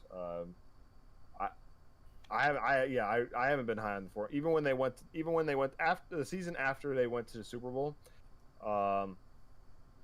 which was the 2020 season, everyone thought they were going to be super good. I didn't, and they weren't that good. Next up, we have the Cardinals facing the Rams. I have the Rams winning. As much as I was high on the Cardinals, it turns out that they're slowly becoming more and more like the 2020 Steelers, and I think this is where they end their journey, and they get lumped in with the 2020 Steelers here. The Rams, I just think, are playing exceptionally better. And then next up, we have probably I would argue the most heavily mismatched game. We have the Bucs facing the Eagles, and I got the Bucs easy. I think Tom Brady. I think he, like Isaiah said, there's a potential that he drops 60 on them. I truly believe that he's out for vengeance after the Eagles beat him. So, and for the divisional rounds, we have the Packers, the 1 seed, facing the 4 seed Rams, and I have the Packers being the Rams. As much as I like the Rams, I don't think the Packers are one and done. Not a shot. So that's that. Bucs 2 seed against the Cowboys 3 seed. I got the Bucs winning. Like I said, I've never really been super high on the Cowboys. I think they're a talented team. I think they get their playoff win against the 49ers, but I think it stops there. It stops with the Buck, one could say. The buck stops here. So, we have the Bucs advancing to the NFC Championship to face the Green Bay Packers, and I think it happens once again. The Packers are cursed. The Bucs beat them, and they move on to the Super Bowl, setting up for a Bucs-Bills Super Bowl. No one seed makes the team. No, no one seed makes the Super Bowl. It's the 2 seed Bucks versus the 3 seed Bills. And who wins it? Not Tom Brady. The Buffalo Bills win their first ever Super Bowl. Finally, the curse has ended. The Bills win it. Josh Allen gets a ring. The Bills organization finally gets their ring that they've been waiting for since Jim Kelly. They got. I thought you were gonna say since Jim Crow. I mean, no. The Bills were, or the Super Bowl era just came about when Jim Crow was ending. So. But, it's been a long time for the Bills. Yeah, it has been a long time for the Bills. So I got the Bills winning the Super Bowl against the Bucks. Then they lived happily ever after. So and went back to being the Bills. Very interesting. I have Bills, Packers. Isaiah has Chiefs, Packers. Jimmy has Chiefs, Cowboys. You have Bills, Buccaneers. Very interesting. I could see all those happening. Let's look at what the objects have. Hold on 1 second. Be right back. But you can finish the objects. You're not going to be here for the objects, Jimmy? Why do you say 1 second? I'm going to shit my pants. So give me 1 minute. We'll wait for him a little bit. If he's not back within, Are you going to go through, their whole brackets? Yeah. Dude, I might have to tap out early. My eyes are burning.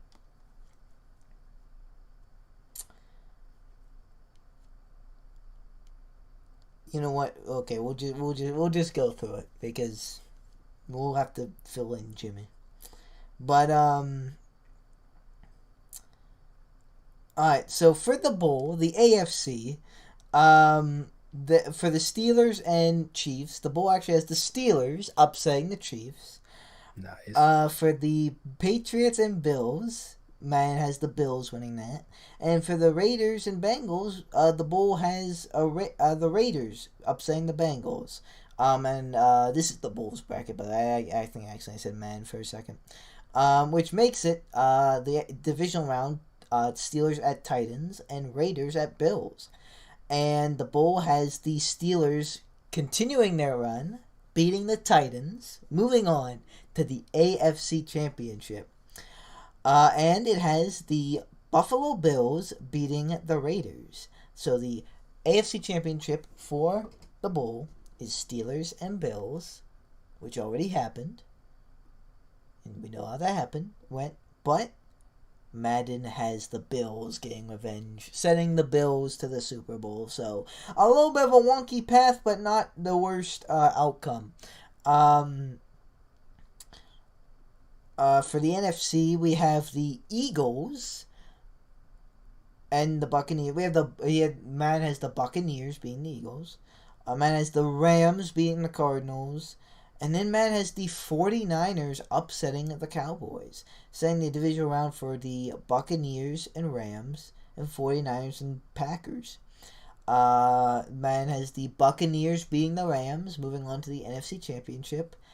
And Madden has the Packers. The Bowl has the Packers one and done, and has the 49ers advancing, making the NFC Championship weird Buccaneers and 49ers.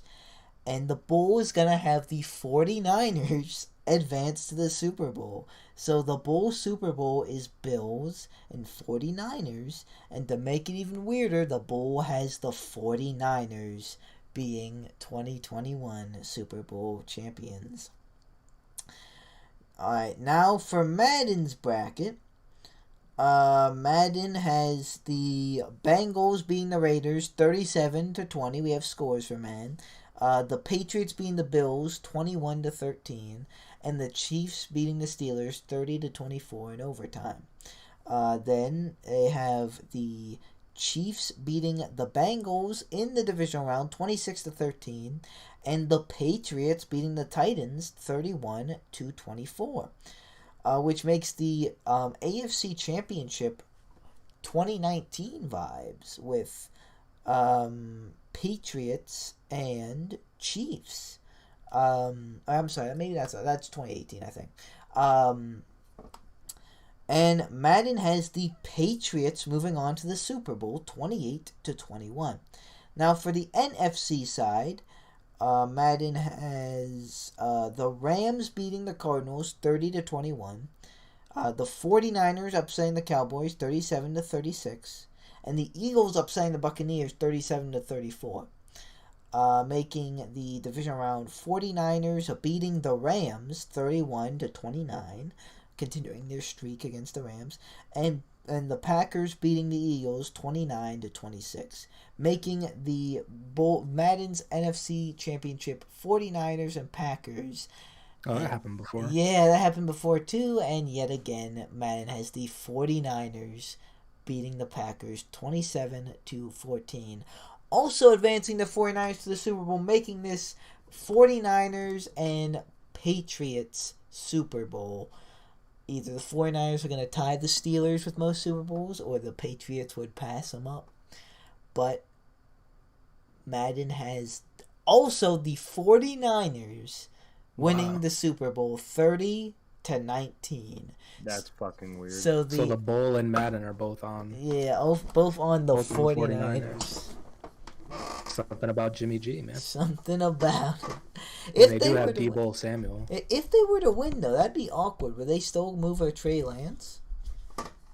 If you won Super Bowl. The Eagles did it. Yeah, the Eagles did that, yeah. I mean, that would make it even better for them, honestly, because they get a better trade. That is true, yeah. If they invested 3 first rounds in Trey Lance, there's no way they're not going to move forward with him.